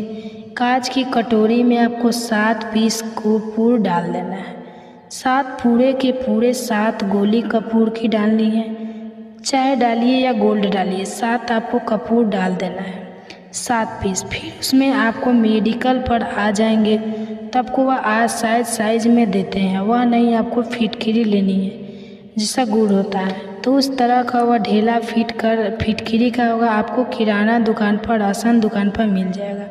तो 2 छोटे छोटे टुकड़े फिटकिरी के ले लीजिए और उसमें एक सीधा नमक वही है जो हम व्रत में खाते हैं, तो सीधा नमक का टुकड़ा, पिसा हुआ कोई भी चीज़ उसमें नहीं लेना है। आपका घर का जो नमक, सादा नमक खाते हैं वह लेना है। आपको यही 3 चीज़ लेना है। पहला है 7 पीस कपूर लेना है, दूसरा जो टुकड़ा है 2 टुकड़ा आपको फिटकिरी का लेना है और 1 टुकड़ा सीधा नमक का लेना है। इन तीनों को आप कटोरी में रख दीजिए और रख करके उसके ऊपर एक स्टील का या कोई ऐसा रखिए, छोटे छोटे स्टील का, जो आप उस कटोरी, कांच की कटोरी जब लेने जाएंगे तो उसी के साथ उसका साइज का भी ले लीजिए, अच्छा रहेगा। उस कटोरी को ढक देना है। आपने 3 चीज़ डाल दिया उसमें और उसके बाद उसको ढक दीजिएगा। अब आपको क्या करना है, जहाँ भी कैश रखते हैं, आप चाहे दुकान के लिए कर रहे हैं या घर के लिए करें या सबके लिए एक ही चीज़ है, जहाँ पर भी अपना कैश रखते हैं, अगर घर में रखते हैं 50 तो आपको कहीं ना कहीं तो आप रखते होंगे, छोटे डिब्बे में या कैसे भी करके तो उसके समीप रखना है। डिब्बे में आप नहीं रख सकते, आपके पास उतना बड़ा डब्बा नहीं है तो आप इस जो कटोरी, कपूर की जो कटोरी है जिससे आपने रखा है, कांच की कटोरी, इसको उस डिब्बे के पास रख दीजिए। घर में उस कैश के डिब्बे के पास आपको इस कटोरी को रख देना है जिसमें आपने ये 3 चीज़ें रखी हुई। उसके बाद आपको क्या करना है, अगर आप इसको दुकान के लिए यूज करना चाहते हैं, दुकान में आप अपनी तरक्की चाहते हैं, आपके धन का कैश फ्लो आपका बढ़ता रहे, दुकान में ग्राहक आते हैं तो आपको जो गल्ला है जहाँ आपका कैश बैंक है तो उसके अगल बगल में कहीं अगर स्पेस है तो आप इसको वहाँ रख दीजिए। ढका हुआ है, अगर खुले में रखेंगे, अगर उसका नहीं ढक्कन लगाएंगे तो कपूर क्या होता है, वह बहुत जल्दी उड़ जाता है। खुले में रहा तो ऐसे में आपको किसी भी स्टील का, आप इसको चाहे तो, आपका गला बड़ा है, कैश बॉक्स बड़ा है तो आप इसको कैश बॉक्स के अंदर भी रख सकते हैं। यह धन को खींचने का काम करता है, एक मैग्नेट है जो धन को अपने तरफ में खींचता है। अब इसे किस दिन करना है, आपको यह उपाय किसी भी शुक्ल पक्ष के दिन, मंगलवार के दिन करना है। यह भोलेनाथ को बहुत अधिक प्रिय होते हैं जिसका बहुत ही बड़ा और विशेष महत्व होता है और ऐसा दिन पूरे साल में सिर्फ एक ही बार आता है। और दोस्तों आप सभी लोग जानते हो मंगलवार का अगर सबसे बड़ा कोई उपाय है तो वह 7 गेहूं के दाने वाला उपाय है। तो दोस्तों इस मंगलवार के दिन आप लोगों को इस 7 गेहूं के दाने वाले उपाय को जरूर करना है। बहुत सारे लोग होंगे जिन लोगों ने इस उपाय को ना किया हो, मतलब पूरा साल निकल गया, उन्होंने किसी भी दिन इस 7 गेहूं के दाने वाले उपाय को ना किया हो। पर दोस्तों आपके पास एक आखिरी मौका बचा हुआ है जो कि 27 अगस्त के दिन है। तो इस दिन आप लोगों को इस उपाय को जरूर कर लेना है। भले ही आपने पूरे साल भर इस उपाय को ना किया हो, पर अगर आपने इस भाद्रपद महीने के मंगलवार के दिन अगर इस वाले उपाय को कर लिया तो आपको इस उपाय को करने का वह फल मिलेगा जिसकी आपने कभी कल्पना भी नहीं की होगी। इसलिए आप लोग इस वाले उपाय को एक बार जरूर कर लेना ताकि आप लोगों के हाथ से यह मौका ना जा सके और आपको इस उपाय को करने का फल मिल सके। तो दोस्तों यह उपाय पंडित जी ने अपनी अभी की ही शिव महापुराण की कथा में बताया है, जिस उपाय को आज हम आपको बहुत अच्छे से समझाने वाले हैं। तो इस वीडियो को देखने के बाद इस उपाय को समझने के लिए आपको कोई और वीडियो को देखने की जरूरत नहीं पड़ेगी। तो चलिए दोस्तों उपाय को शुरू करते हैं। देखिए यह भाद्रपद महीने के मंगलवार का दिन यह इतना खास होता है, इतना महत्वपूर्ण होता है। देखा गया है कभी कभी बड़े बड़े पूजा पाठ अनुष्ठान से जो मनोकामना पूर्ण नहीं होते, वो भाद्रपद महीने के दिन एक छोटे से उपाय करने से ही आपकी मनोकामना पूर्ण हो जाती है। और बहुत सारे लोगों ने इस उपाय को किया भी है और उनको इस उपाय को करने का फल भी जरूर मिला है। अगर आप लोग भी इस उपाय को करना चाहते हैं तो आप इस उपाय को पहले अच्छे से समझ लेना, सुन लेना, उसके बाद करना। आपको इस उपाय का फल जरूर मिलेगा। और इस उपाय को कर लेने से आपके घर में चाहे किसी भी प्रकार की दुख और समस्या चल रही है तो उसका कारण भी नहीं पता है कि यह समस्या किस कारण से चल रही है। उसका कुछ भी कारण हो सकता है, जैसे प्रेत दोष हो सकता है या किसी भी तरह का मंगल दोष भी हो सकता है। तो इस दिन आप लोगों को यह वाला उपाय कर लेना है। यह एक ऐसा उपाय है जिस उपाय को अगर किसी विशेष दिन पर किया जाए तो भाई उस विशेष दिन का जो है वह तो हमें फल मिलता ही मिलता है। पर हमने उस दिन पर इस 7 गेहूं के दाने वाले उपाय को किया है तो हमें उससे भी बड़ा फल मिलता है और फल बहुत जल्दी मिलता है, क्योंकि आप इस उपाय को बहुत ही बड़े और विशेष दिन पर कर रहे हो। तो चलिए अब उपाय के बारे में बात करते हैं, लेकिन उससे पहले आप लोगों को यह जानना आवश्यक है कि आखिर यह उपाय किस समय करना है, किसको करना है और कैसे करना है। तो चलिए हम आगे को वीडियो में एक एक करके बता देते हैं। लेकिन उससे पहले अगर आप लोग हमारे चैनल पर नए हैं, अगर आप लोग हमारा वीडियो पहली बार देख रहे हैं, हमारी आवाज़ आज पहली बार सुन रहे हैं, तो प्लीज़ चैनल को सब्सक्राइब कर दीजिए और वीडियो को लाइक करके कमेंट बॉक्स में हरे कृष्णा जरूर लिखिए। तो दोस्तों, इस 7 गेहूं के दाने वाले उपाय को हमें इस मंगलवार के दिन कैसे करना है, किसको करना है, किस समय करना है और कहाँ पर करना है, ये सारे सवालों के जवाब आपको इस वीडियो में मिल जाएंगे। और जो यह वीडियो देखेगा उसको 7 गेहूं के दाने वाला उपाय जरूर करना चाहिए, क्योंकि इस दिन एक गेहूं के दाने का भी बहुत ही बड़ा और विशेष महत्व होता है। और जब बात आ जाए 7 गेहूं के दाने की, तो ये सोने पर सुहागा वाली बात हो जाती है और यह एक बहुत ही बड़ा उपाय हो जाता है। तो इस गोगा नवमी का तो अब दोस्तों इस 7 गेहूं के दाने वाले उपाय को आखिर करना किसको है, सबसे पहले हम लोग वह बात जान लेते हैं। तो देखो, घर की जो बड़ी माताएं बहनें होती है, उन माताएं बहनें में से कोई भी एक बड़ी माता बहन इस वाले उपाय को कर सकती है। और दोस्तों, अगर आप चाहे तो अपने घर में से सभी सदस्य को भी इस उपाय को करवा सकते हैं। अगर किसी व्यक्ति की खुद की कोई मनोकामना है, खुद की कोई दुख और परेशानी है जो कि वह अपने लिए ही करना चाहता है, तो इस वाले उपाय को तो वह खुद अपने लिए भी कर सकता है। बाकी अगर कोई घर में से ऐसा है जो कि अपने पूरे घर परिवार की सुख और शांति के लिए यह वाला उपाय करना चाहते हैं, तो वह भी कर सकती है, उसमें भी कोई दिक्कत वाली बात नहीं है। कहने का मतलब यह है कि इस उपाय को हर एक सदस्य भी कर सकता है और पूरे घर परिवार के सदस्य के लिए घर की बड़ी माताएं बहनों में से कोई एक माता बहन भी कर सकती है। माताएं बहनें अगर घर में उपस्थित ना हो या वह यह वाला उपाय ना कर पा रही हो, तो फिर घर का कोई बड़ा सदस्य भी इस 7 गेहूं के दाने वाले उपाय को कर सकता है, चाहे फिर वह पुरुष ही क्यों ना हो, उसमें कोई भी दिक्कत वाली बात नहीं है। अब दोस्तों, इस गेहूं के दाने वाले उपाय को हमें करना कहाँ पर है? देखो, हमें शिवलिंग के पास में जाकर करना है। बहुत सारे लोग प्रश्न करते हैं कि हर एक उपाय को करते समय क्या हम इस उपाय को घर पर या मंदिर में कर सकते हैं? तो देखो, इस वाले उपाय को आप मंदिर में करोगे तो अच्छा रहेगा, घर पर नहीं करना है इस वाले उपाय को। उसके बाद में दोस्तों जो अगला प्रश्न निकल कर आता है वो यह आता है कि इस उपाय को लेकर कि आखिर इस उपाय को हमें किस समय करना है, सुबह के समय करना है कि शाम के समय करना है? तो देखो, इस वाले उपाय को आप लोग सुबह के समय भी कर सकते हो और शाम के समय प्रदोष काल में भी कर सकते हो।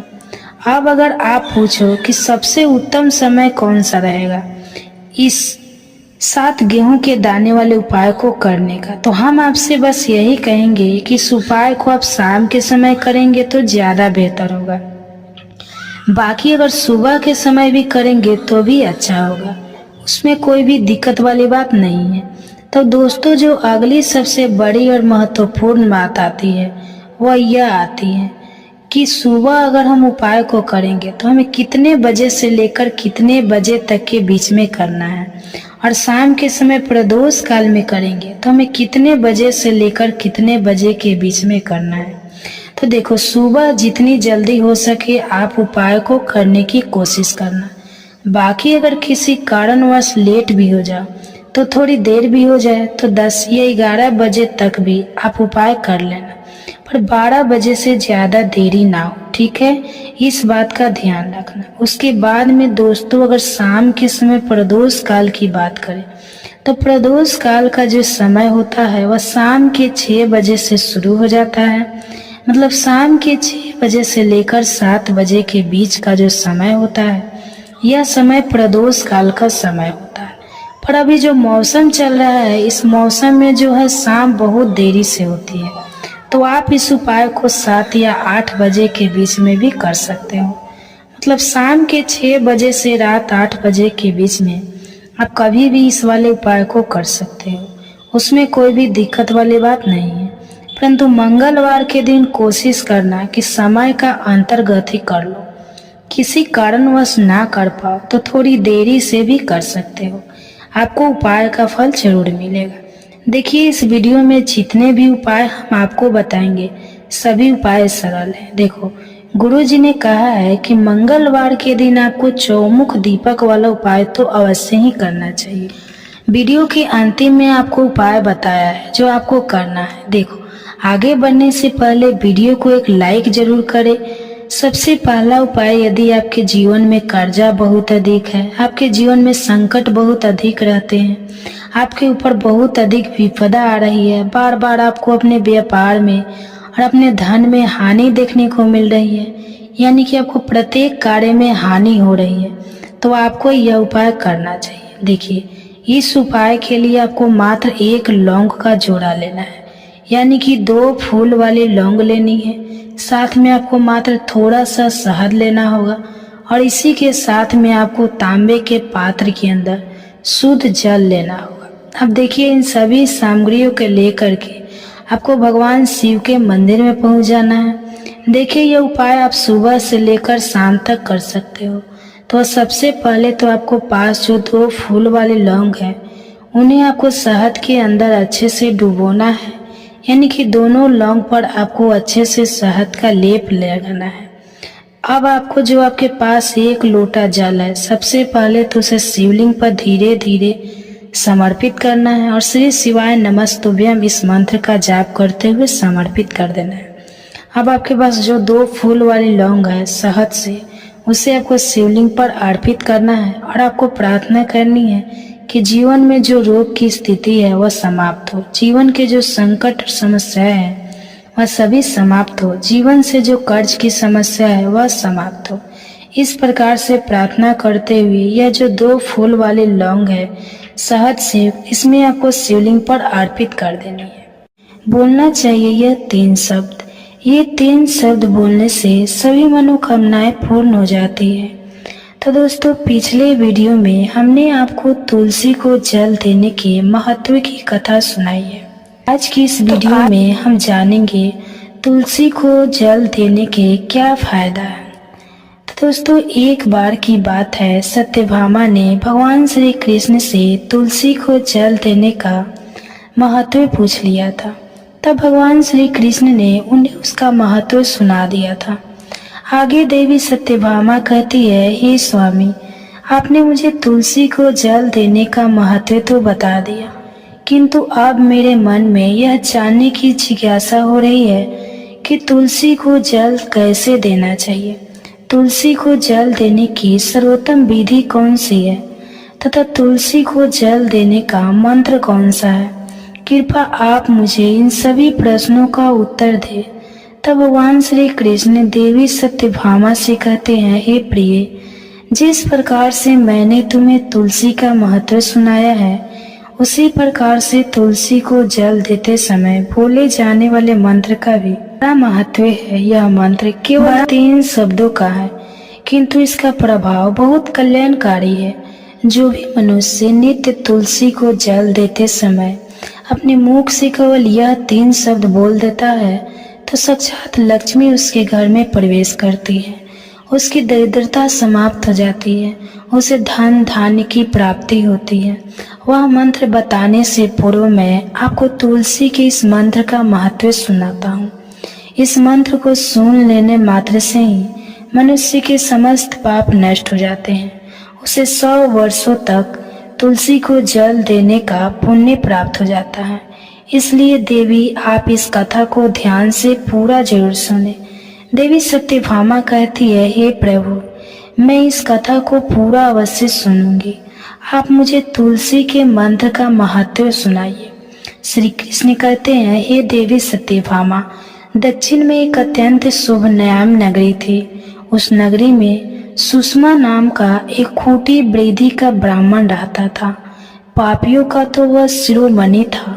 उसका जन्म एक ऐसे ब्राह्मण परिवार में हुआ था जो पाप कर्म करने वाले शास्त्र ज्ञान से शून्य थे। वह जन्म से तो ब्राह्मण था, किंतु कर्म से वह अत्यंत दुराचारी था। वह न पूजा पाठ करता था, न ध्यान करता था, न जाप, न होम, न ही अतिथियों का सत्कार करता था। उसके द्वार पर आए अतिथियों को बिना दान किए ही क्रूरता पूर्वक भगा देता था। स्त्री लंपटा होने के कारण वह सदैव ही प्राय स्त्रियों में आसक्त रहता था। उसे मदिरा पान करने की भी आदत थी, साथ ही वह मांस खाया करता था। वह दिन में खेत में काम करके पत्ते बेचकर जीविका चलाया करता था और रात्रि में वेश्याओं को अब सेवन करता था। इस प्रकार से उस ब्राह्मण ने अनेक वर्षों तक जीवन व्यतीत किया। फिर एक दिन वह वृद्धि सुन शर्मा बेचने के लिए पत्ते इकट्ठा करने के लिए एक वैश्य की वाटिका में घूमने लगा और पत्ते तोड़ने लगा। तभी एक काल रूपधारी काले सर्प ने उस ब्राह्मण को काट लिया और उसी समय उसकी मृत्यु हो गई। उसके बाद 2 यम के दूत उसे लेने के लिए उस स्थान पर प्रकट हुए और उसे उठकर यमलोक ले जाने लगे। मार्ग में वह यमलोक दूतों के सामने बहुत विलाप करने लगा। हे दूतों, मुझे कहाँ ले जा रहे हो? मुझे छोड़ दो, मेरे प्राण बख्श दो।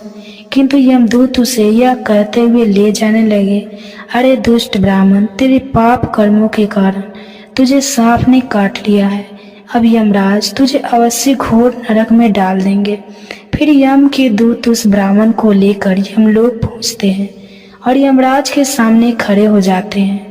चित्रगुप्त उस ब्राह्मण का लेखा जोखा निकालते हैं और यमराज से कहते हैं, हे धर्मराज, इस ब्राह्मण ने बचपन से लेकर मृत्यु तक पाप ही पाप किया है, कभी कोई पुण्य का काम नहीं किया है। फिर धर्मराज अपने दूतों से कहते हैं, हे दूतों, इस घोर पाप करने वाले ब्राह्मण को उठाकर ले जाओ और इसे नरक में डाल दो। फिर यम के दूत उस ब्राह्मण को ले जाते हैं और नरक की भयंकर अग्नि में धकेल देते हैं। अनेक वर्षों तक नरक में सजा भुगतने के बाद उस ब्राह्मण को दूसरे जन्म में एक बैल का शरीर मिलता है। बैल का जन्म पाकर वह बोझ उठाने का काम करने लगा। उसका मालिक उसे दिन रात काम करवाने लगा। फिर जब उस बैल की शक्ति कम हुई तो उसके मालिक ने उसे एक लड़े आदमी को बेच दिया। उस लंगड़े आदमी ने उस बैल को खुद का बोझ उठाने के लिए उपयोग किया और उसकी पीठ पर बैठकर घूमा करता था। इस प्रकार से उस बैल ने 8 वर्ष तक उस लंगड़े आदमी का बोझ उठाया। फिर एक दिन वह लंगड़ा आदमी उस बैल की पीठ पर बैठकर किसी ऊंचे पर्वत पर जाने लगता है। उस पर्वत पर बहुत देर तक चढ़ने के कारण वह बैल बहुत थक गया। उसकी शक्ति क्षीण हो गई और कुछ समय बाद वह बैल बहुत जोर से मूर्छित होकर जमीन पर गिर पड़ा और अंतिम सांस लेने लगा। तभी वहां पर खड़े लोगों को उस बैल पर बड़ी दया आ गई और वे उसने मुख में पानी डालने लगे। फिर इन लोगों ने, एक पुण्यात्मा व्यक्ति था, उसने उस बैल का कल्याण करने के लिए अपना पुण्य उस बैल को दे दिया। उसे देखकर अन्य लोगों ने भी अपना अपना पुण्य याद करके कुछ पुण्य उस बैल को दे दिया ताकि उसे मुक्ति मिल सके। उसी भीड़ में एक वैश्या भी खड़ी हुई थी। सभी लोग अपना पुण्य उस बैल को दे रहे थे। यह देखकर उस वैश्या ने भी अपना पुण्य उस बैल को दे दिया। कुछ देर बाद उस बैल की मृत्यु हो जाती है। फिर उस स्थान पर यमदूत आते हैं और उस बैल के शरीर से उस ब्राह्मण की आत्मा को निकालकर यमलोक ले जाते हैं। यमलोक ले जाने पर उसे यमराज के सामने खड़ा किया जाता है और फिर चित्रगुप्त उसका लेखा जोखा देखते हैं तो वे आश्चर्य में पड़ जाते हैं। उस वैश्या के द्वारा उस बैल को दिया हुआ पुण्य बहुत बड़ा होता है। उस पुण्य के प्रभाव से उसके सभी जन्मों के पाप नष्ट हो जाते हैं। फिर यमराज उस ब्राह्मण के सभी पाप क्षमा करते हैं और कहते हैं, हे ब्राह्मण, उस वैश्या ने तुझे अपना पुण्य देकर तुझ पर बड़ा उपकार किया है। केवल उसी के पुण्य के कारण तुम्हारे सब जन्मों के पाप नष्ट हो गए हैं। और यमराज उसे फिर से मनुष्य जन्म प्रदान करते हैं।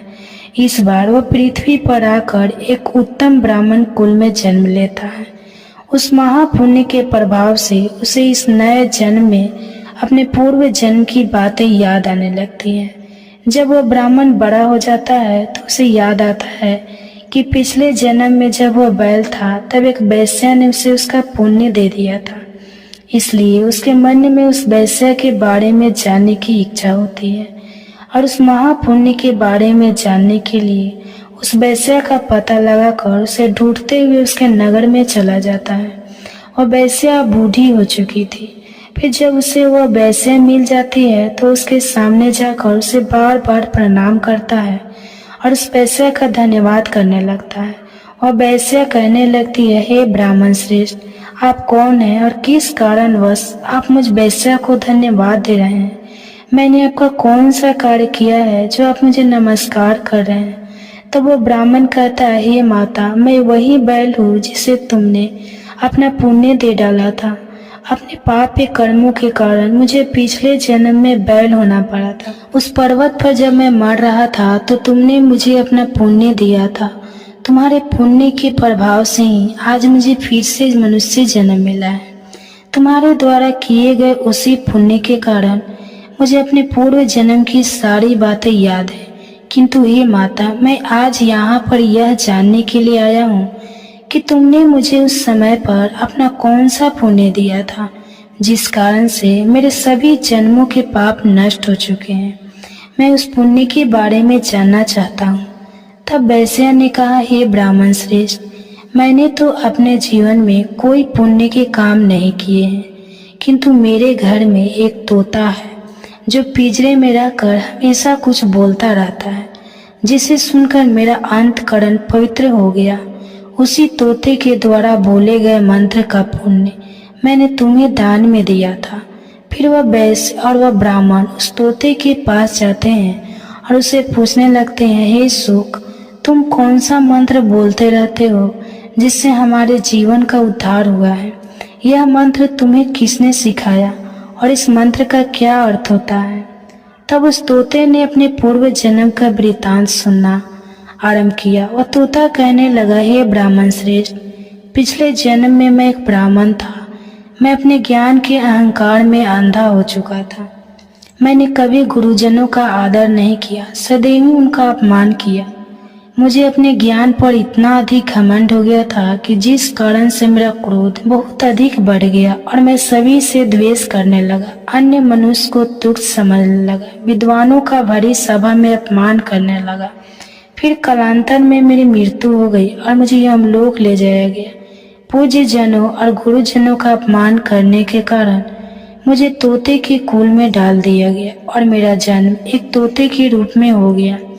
मेरे पाप कर्मों के कारण छोटी अवस्था में ही मेरा अपने माता पिता से हो गया। फिर मैं पेड़ की डाल पर बैठकर रो रहा था तो उसी स्थान से कुछ मुनि जा रहे थे। उन्होंने मेरी दयनीय पुकार सुनी और मुझे लेकर अपने आश्रम में चले गए। वहाँ उस आश्रम पर उन्होंने मुझे एक सुंदर पिंजरे में रखा और मेरा अच्छी तरह से ख्याल रखा। वे मुझे नित्य भोजन दिया करते थे और पढ़ाते थे। उस स्थान पर वे रस मुनि, उनकी स्त्रियां और बालक सभी नित्य तुलसी के पौधे को जल देते थे और उसके सामने एक मंत्र का जाप करते थे। उन्हीं के मुख बार बार उस मंत्र को सुनकर मैंने उसे रट लिया और तभी से मैं इस मंत्र को जान गया हूँ और वही मंत्र मैं दिन रात बोलता हूँ। उस मंत्र के प्रभाव से मेरी कभी मृत्यु नहीं हुई और मेरी आयु 100 वर्ष की हो गई है और मैं इतने वर्षों तक जीवित रहा। इसी बीच एक रात को एक चोर उस स्थान पर आ गया और उसने मुझे वहां से चुरा लिया और फिर इस वैश्या ने मुझे उस चोर से खरीद लिया। इस वैश्या के घर पर आने के बाद भी मैं उस मंत्र को बोलता रहता था, जिसे सुनकर इस वैश्या का मन भी पवित्र हो गया और वैश्या का काम छोड़कर भगवान विष्णु की भक्ति करने लगे। इसी मंत्र के प्रभाव से मेरे पूर्व जन्मों के सभी पाप नष्ट हो गए और उसी मंत्र के प्रभाव से इस वैश्या का भी अंत पवित्र हो गया। हे ब्राह्मण देवता, उसी मंत्र के पुण्य से आप भी पाप मुक्त हो गए हैं। इस प्रकार से तोते ने उस ब्राह्मण को और उस वैश्या को सारा वृतांत सुना दिया, जिसे सुनकर वह ब्राह्मण और वैश्या दोनों ही अत्यंत प्रसन्न हुए और फिर वे दोनों ही नित्य तुलसी को जल देकर उस मंत्र का जाप करने लगे। फिर वह वैश्या और वह ब्राह्मण तीनों उस मंत्र के प्रभाव से दिव्य विमानों में बैठकर विष्णु लोक को चले गए। तो श्री कृष्ण कहते हैं, हे देवी सत्यभामा, देखा आपने, केवल तुलसी के इस मंत्र के प्रभाव से उस तोते के, उस वैश्या के और उस ब्राह्मण के सभी पाप नष्ट हो गए। इसलिए प्रत्येक मनुष्य को रोज तुलसी को जल देते समय इस एक मंत्र का उच्चारण अवश्य करना चाहिए। हे देवी, वह मंत्र इस प्रकार है, इसे तुम ध्यान से सुनो। ओम वृंदावने स्वाहा, ओम वृंदावन स्वाहा। श्री कृष्ण कहते हैं, जो स्त्री नित्य तुलसी के समक्ष इस मंत्र का उच्चारण करेगी वह सौभाग्यशाली बनेगी। जो भी पुरुष तुलसी के सामने इस मंत्र का उच्चारण करेगा उसे अक्षय धन की प्राप्ति होगी। जिस घर के सामने नित्य तुलसी की पूजा की जाएगी उस घर में साक्षात लक्ष्मी का वास होगा। तुलसी का यह मंत्र आज अल्पतर है, यह समस्त फलों को प्रदान करने वाला है। अतः जो भी तुलसी के सामने इस मंत्र का उच्चारण करेगा उसे संपूर्ण सिद्धियां प्राप्त होगी। स्त्रियों को सदैव स्नान करके अपने बाल बांधकर मांग में सिंदूर भरकर नित्य तुलसी को जल देना चाहिए और इस मंत्र का उच्चारण करना चाहिए। रोज तुलसी के पौधे की परिक्रमा करनी चाहिए, इससे सभी दोष नष्ट हो जाते हैं। नित्य शाम के समय तुलसी के पास दीपक जलाना चाहिए और तुलसी के पास बैठकर भगवान विष्णु की आराधना करनी चाहिए। तुलसी के पास दीपक जलाने से मनुष्य को धन धान्य की प्राप्ति होती है। हजारों अमृत के घरों से नहलाने पर भी श्री हरि को उतनी तृप्ति नहीं होती जितनी वह मनुष्य के द्वारा तुलसी का एक पत्ता चढ़ाने से प्राप्त करते हैं। 1000 गाय के दान से मानव जो फल प्राप्त करता है वही फल तुलसी पत्र के दान से पा लेता है। जो मृत्यु के समय अपने मुख में तुलसी पत्र का जल पी लेता है वह संपूर्ण पापों से मुक्त होकर श्री कृष्ण के धाम जाता है। श्री कृष्ण कहते हैं, पूर्णिमा अवस्था द्वादशी और सूर्य संक्रांति के दिन मध्याह्न काल रात्रि और अशौच के समय तेल लगाकर बिना स्नान किए अथवा बिना हाथ पैर धोए रात्रि के वस्त्र पहनकर तुलसी के पत्र तोड़ता है वह महापाप होता है। श्राद्ध, व्रत, दान, प्रतिष्ठा तथा देव पूजा के लिए तोड़े हुए तुलसी पत्र बासी होने पर भी 3 रात्रि तक पवित्र ही रहते हैं। तुलसी का एक एक पत्ता ना तोड़कर पत्तियों के साथ अग्र भाग को तोड़ना चाहिए। तुलसी की मंजरी सब फूलों से बढ़कर मानी जाती है। मंजरी तोड़ते समय उसमें पत्तियों का रहना भी आवश्यक माना गया है। पूज्य भाव से पौधे को हिलाए बिना तुलसी के अग्र भाग को तोड़ना चाहिए, इससे पूजा का फल गुना चढ़ा बढ़ जाता है। तुलसी के पत्तों को कभी नाखून से नहीं तोड़ना चाहिए, इससे पाप लगता है। रात्रि के तुलसी के पौधे को स्पर्श ना करें अथवा उसके पत्ते ना तोड़े, ऐसा करना अशुभ माना गया है। रात्रि में तुलसी का पौधा निद्रा अवस्था में होता है, ऐसे में पत्ते तोड़ने पर पाप ही लगता है। गुरुवार के दिन तुलसी के पौधे में थोड़ा सा कच्चा दूध अर्पित करें। दूध चढ़ाते समय ओम नमो भगवते वसुदेवाय नमः इस मंत्र का जाप अवश्य करना चाहिए। तुलसी के पौधे के पास शालिग्राम रखें और उस पर तिल चढ़ाए। पूजा में तुलसी और शालिग्राम को दूध में भीगी हल्दी का तिलक अवश्य करें। शालिग्राम पर तुलसी पत्र रखकर चंदन लगाना चाहिए।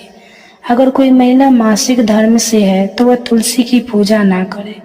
मासिक धर्म के दौरान तुलसी को स्पर्श करने से घोर पाप लगता है, इससे स्त्री की दुर्गति होती है।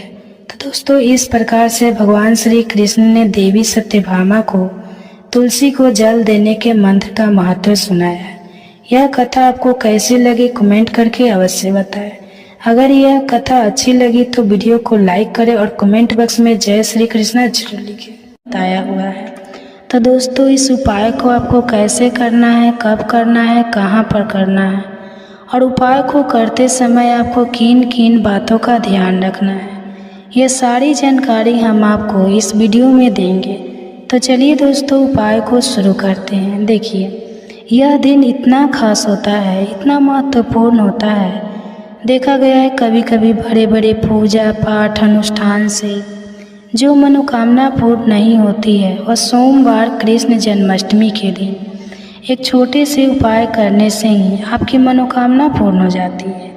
और बहुत सारे लोगों ने इस उपाय को किया भी है और उनको इस उपाय को करने का फल भी जरूर मिला है। अगर आप लोग भी इस उपाय को 26 अगस्त 2024 के दिन यहाँ पर सोमवार कृष्ण जन्माष्टमी के दिन करना चाहते हैं तो आप इस उपाय को पहले अच्छे से समझ लेना, सुन लेना, उसके बाद करना। आपको इस उपाय का फल जरूर मिलेगा। और इस उपाय को करने से आपके घर में चाहे किसी भी प्रकार की दुख और समस्या चल रही है तो आपको उसका कारण भी नहीं पता है कि यह समस्या किस कारण से चल रही है। उसका कुछ भी कारण हो सकता है, जैसे प्रीत दोष हो सकता है या किसी भी तरह का मंगल दोष भी हो सकता है, और भी बहुत तरह के दोष होते हैं, कुछ भी हो सकता है। पर आपको इस उपाय को करने के लिए अपने दोष को पता लगाने की भी ज़रूरत नहीं, क्योंकि 26 अगस्त 2024 के दिन यहाँ पर सोमवार जन्माष्टमी के दिन इस एक चुटकी हल्दी वाला उपाय को आप लोगों को कर लेना है। दोस्तों, अब हम समझते हैं इस वाले उपाय को हमें करना किस समय है। तो सबसे पहली बात दोस्तों, हम समझते हैं कि हल्दी वाला उपाय करना किसको है। तो देखिए, यहाँ पर सीधी सी बात है कि हल्दी वाला उपाय जो है यह किस लिए किया जा रहा है। यह मनोकामना को पूर्ण करने के लिए किया जा रहा है। यह आपके जीवन में जो दुख और परेशानियाँ हैं उनको दूर करने के लिए किया जा रहा है। यह आपका कोई बड़ा काम है जो कि नहीं हो पा रहा है, आप उसके लिए इस उपाय को कर सकते हो। तो सीधी सी बात यह है कि आप अपनी किसी भी मनोकामना के लिए इस वाले उपाय को कर सकते हो।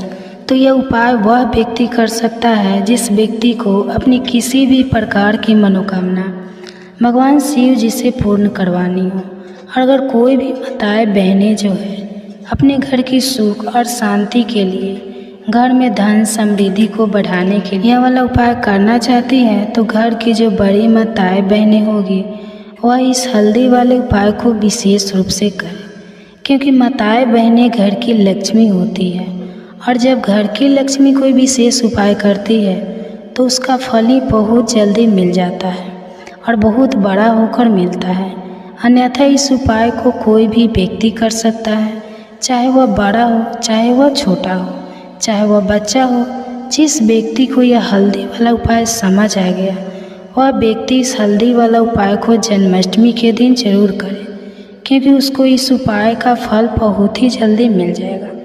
क्योंकि 26 अगस्त 2024 के दिन यहाँ पर सोमवार कृष्ण जन्माष्टमी के दिन भगवान शिव और विष्णु भगवान जी और भगवान कृष्ण जी बहुत आसानी से प्रसन्न हो जाते हैं। तो आइए अब हम समझते हैं कि इस हल्दी वाला उपाय को आपको करना कैसे है और इस उपाय को करने का जो समय है वह क्या है। तो देखिए, इस जन्माष्टमी के दिन किए जाने वाला यह एक चुटकी हल्दी वाला उपाय जो है यह मुख्य रूप से सुबह के समय होगा।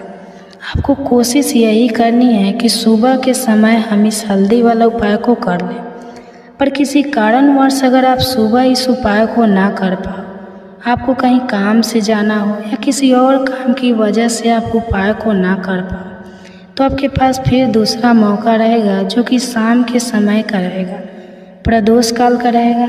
अब प्रदोष काल का समय भी बहुत ही लोगों के मन में प्रश्न बन जाता है कि यह समय होता कब है, कितने बजे से लेकर कितने बजे यह समय होता है, ताकि हमें उपाय के लिए जो है करने का समय पता लग जाए। तो हम आपको बता दें, प्रदोष काल का जो एक समय होता है, शाम का समय वह होता है शाम के 6 बजे से लेकर शाम के 7 बजे के बीच का। इस समय के बीच में आप उपाय को करेंगे तो आपको इस उपाय का ज़रूर फल मिलेगा। तो शाम के 6 बजे से लेकर शाम के 7 बजे के बीच में आप लोग इस हल्दी वाला उपाय को कर सकते हो। तो बहुत सारे लोग यहाँ पर यह प्रश्न भी जरूर करेंगे कि हम तो नौकरी पर जाते हैं, हम अपनी ड्यूटी पर जाते हैं और आने में हमें देर हो जाती है, तो उस जगह पर हमें क्या करना चाहिए। तो देखिए, उन लोगों को भी टेंशन लेने की ज़रूरत नहीं है। अगर आप लोग इस उपाय को शाम के समय प्रदोष काल में कर रहे हो और अगर आपको आने में देरी भी हो जाती है, अगर आपको आने में 7 बज जाता है तो 7 बजे आप नहीं पहुंच पाते, तो आप 7 या रात 8 बजे तक भी अगर उपाय को करेंगे तो भी चलेगा। और अगर इससे भी थोड़ा देर हो जाती है तो भी आप उपाय को कर सकते हो, क्योंकि 26 अगस्त 2024 सोमवार अष्टमी का दिन है। यह दिन बहुत ही कम आता है पूरे साल भर में, इसलिए जब आपको मौका मिल जाए तब आप इस उपाय को जरूर कर लेना। कोई भी उपाय हो आप कभी भी कर सकते हो। तो जन्माष्टमी के दिन बस कोशिश करना कि समय का थोड़ा मतलब अंतर्गति कर लो, पर किसी कारणवश अगर ना कर पाओ तो फिर आप थोड़ा देरी से भी कर सकते हो, आपको उपाय का फल जरूर मिलेगा। तो देखिए, जन्माष्टमी के दिन पर विशेषकर श्री हरि विष्णु और भगवान कृष्ण का पूजन किया जाता है। अब साथ ही साथ सोमवार का दिन भी पड़ गया है, तो ऐसा समझ लीजिए आपके जीवन में धन भी आएगा, सुख भी आएगा और धन बढ़ेगा भी, और साथ ही साथ आपके जीवन के सारे संकटों को भगवान कृष्ण जी हर देंगे। तो चलिए सबसे पहले बात कर लेते हैं, सबसे पहले की जो कि कृष्ण जन्माष्टमी वाले दिन आपको विशेष कर करना है, और इस उपाय को करने से आपकी कोई भी ऐसी इच्छाएं, कोई भी विश जो अभी तक अधूरी है, पूरी नहीं हो रही है, तो आपकी बड़ी से बड़ी विश और मनोकामना भी पूरी हो जाती है जब आप कृष्ण जन्माष्टमी वाले दिन इस पहले उपाय को कर लेते हैं। तो देखिए, आप सभी जानते हैं कि श्री हरि विष्णु और कृष्ण जी जो है उन्हें तुलसी दल सबसे भी प्रिय है, क्योंकि तुलसी माता के श्री कृष्ण जी अधूरे हैं और बिना तुलसी के पत्तों के श्री कृष्ण का भोग अधूरा है। अब श्री कृष्ण को प्रसन्न करके आप अपनी मनोकामना को पूरा कर सकते हैं, क्योंकि श्री कृष्ण अगर प्रसन्न हो गए तो आपकी कोई भी विश और इच्छा, मनोकामना अधूरी नहीं रहेगी। तो आपको तुलसी के 5 पत्ते लेने हैं। अब जिस दिन कृष्ण जन्माष्टमी है उस दिन तुलसी के पत्ते ना तोड़ें, पहले से ही तोड़ कर रख लें। अब यह 5 तुलसी के पत्ते जो आपने लिए हैं, यह 5 तुलसी के पत्ते आपको श्री हरि विष्णु और श्री कृष्ण को अर्पित अपने घर के मंदिर में ही, ठीक है, ऐसा आपको करना है। आपके घर में श्री हरि विष्णु की कोई मूर्ति है या श्री कृष्ण की मूर्ति है या लड्डू गोपाल है, जो भी प्रतिमा है, वहाँ पर यह 5 तुलसी के पत्ते आप रखें और साथ ही साथ एक देसी घी का दीपक गोल बाती का आपको लगाना है और ओम नमो भगवते वसुदेवाय नमः, इस मंत्र का आपको 11 बार जाप करना है। देखो मंत्र कौन सा है, ओम नमो भगवते वसुदेवाय नमः, और फिर श्री कृष्ण से अपनी विश, अपनी इच्छा, अपनी मनोकामना कह देना है। और फिर देखना आपकी विश और इच्छा, जो भी आपकी मनोकामना है, जो भी आपने जीवन में आपको चाहिए, अगर निर्धनता बहुत है, आप अपने घर से गरीबी को दूर करना चाहते हैं, या फिर धन आपका बढ़ाता नहीं है, आप चाहते हैं कि आपका धन बढ़े, या फिर आपके घर में फिजूल खर्ची बहुत कम होती है, पैसा आपके पास नहीं रुकता है, आप चाहते हैं कि पैसा आपके पास रुके, या फिर घर में कोई व्यक्ति ऐसा है जो बहुत बीमार रहता है, या फिर किसी का विवाह नहीं हो पा रहा है, तो जो भी आपकी इच्छा है, जो भी आपकी विश है, बस एक बार श्री कृष्ण से कह देना, क्योंकि सोमवार अष्टमी भी इस दिन है, साथ ही साथ साल का सबसे बड़ा महीना है। यह दिन इतना उत्तम है कि जो भी आप श्री कृष्ण जी से मांग लेंगे, उनसे कह देंगे, वो आपकी विश, आपकी मनोकामना को बहुत जल्दी पूरा कर देंगे। तो दोस्तों, इस वीडियो को अंत तक देखें, आपका भाग्य न चमक जाएगा। तो मुझे बताना, लेकिन वीडियो पूरा ही देखना, एक लाइक जरूर करें। अगर आप भगवान कृष्ण से प्यार करते हैं, लड्डू गोपाल से प्यार करते हैं, राधा रानी से प्यार करते हैं, तो एक लाइक जरूर करना। जन्माष्टमी बार बार नहीं आती, तो सच्चे दिल से कमेंट बॉक्स में लिखे राधे राधे, जय श्री कृष्णा। दोस्तों, पंचांग के अनुसार इस साल भाद्रपद माह के कृष्ण पक्ष की अष्टमी तिथि की शुरुआत 26 अगस्त की रात 3:39 पर होगी और 27 अगस्त रात 2:19 पर इसका समाप्त होगा। तो ऐसे में दोस्तों, 26 अगस्त 2024 के दिन कृष्ण जन्माष्टमी का व्रत रखा जाएगा।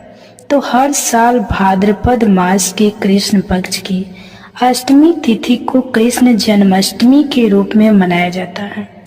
तो द्वापर में श्री कृष्ण परम पुरुषोत्तम भगवान का जन्म भाद्रपद की अष्टमी तिथि रोहिणी नक्षत्र और चंद्रमा वृषभ राशि में मध्य रात्रि में हुआ। उनके जन्म लेते ही दिशाएं स्वच्छ और प्रसन्न एवं समस्त पृथ्वी मंगलमय हो गई थी। विष्णु के अवतार श्री कृष्ण के प्रकट होते ही जेल की कोठरी में प्रकाश फैल गया। कृष्ण के प्राकट्य से स्वर्ग